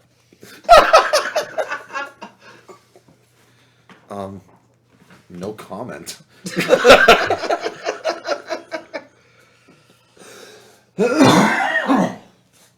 Actually, you forgot something. I don't know. I was gonna say. I like the. I'd tap that no comment. All right, one more, and then I'm out. All right, good. I'm glad I flopped him then. Here, Yeah. you're a reader. Oh, fuck me. So last round. Here we go. Prostitution. I go from women to prostitution. Here we go. Candidate. Other nations have passed legislation making it illegal to pay for sex. Does dinner and a movie count? Okay, never mind. But legal to be a prostitute. Are you abreast of developments on this issue? Or have you been dicking around? Now listen here. I'm not supposed to like prostitution, but I like prostitution. Sorry, sir. I don't do prostitution. Well, we have top men working on prostitution right now. Top men. Top men. I'm not going to dance around this. I voted to make prostitution someone else's responsibility. Now, I believe that you said that other companies Oh, or other countries are legalizing prostitution. Yes, it's illegal Right. to pay for sex, but legal to be a you prostitute. see what I just pulled? Well, you know what? I like that Fuck idea. me, man. And we cannot continue to lose to foreigners. Wait, this is the last round, right? All right, yeah, go ahead. last round, all Yeah, right. we'll open mouth. Deep down, we're all whores. I have to admit, I voted for prostitution. I have not questioned the existence of prostitution. The past is over. Here's an offer you can't refuse. It's not our job to say what you can or cannot do. Go ahead, laugh at it. I'm gonna command the whole thing, motherfucker. Swearing? Really? My hands are tied because no one has written the definition of prostitution and survived. So when it comes to prostitution, go fuck yourself. Oh my Hey, god. I read a book about prostitution. Well, that's none of your damn business, is it? Okay, out of everyone here, fuck, marry, or kill. Wow. Well, gentlemen, it's been fun. Fuck me, marry him, kill you. How about that? All right, log it off YouTube. To anyone that watched Mind of a Geek and stuck around, thank you very much. You guys are great. We had a lot of fun. Yeah, we'll definitely do this live game stuff lately. But a big thank you again to Dan for showing up. And, thank you for having me. Thanks for the live calls. It was a lot of fun. And if you are local to the southern Maine area, be sure to join us tomorrow night at Sacco's Cinemagic for Batman vs. Superman. We'll be showing up around 8:30. I've heard nothing good. Nothing good. Heard bad critic reviews. Critics have I've heard the greatest thing about it is Ben Affleck as Batman, which is good because that was the thing I was most excited about. I heard some of the worst things about it was Superman basically is the same one-dimensional character as Batman is. Yep. He was brooding. I've heard virtually nothing good about it. Very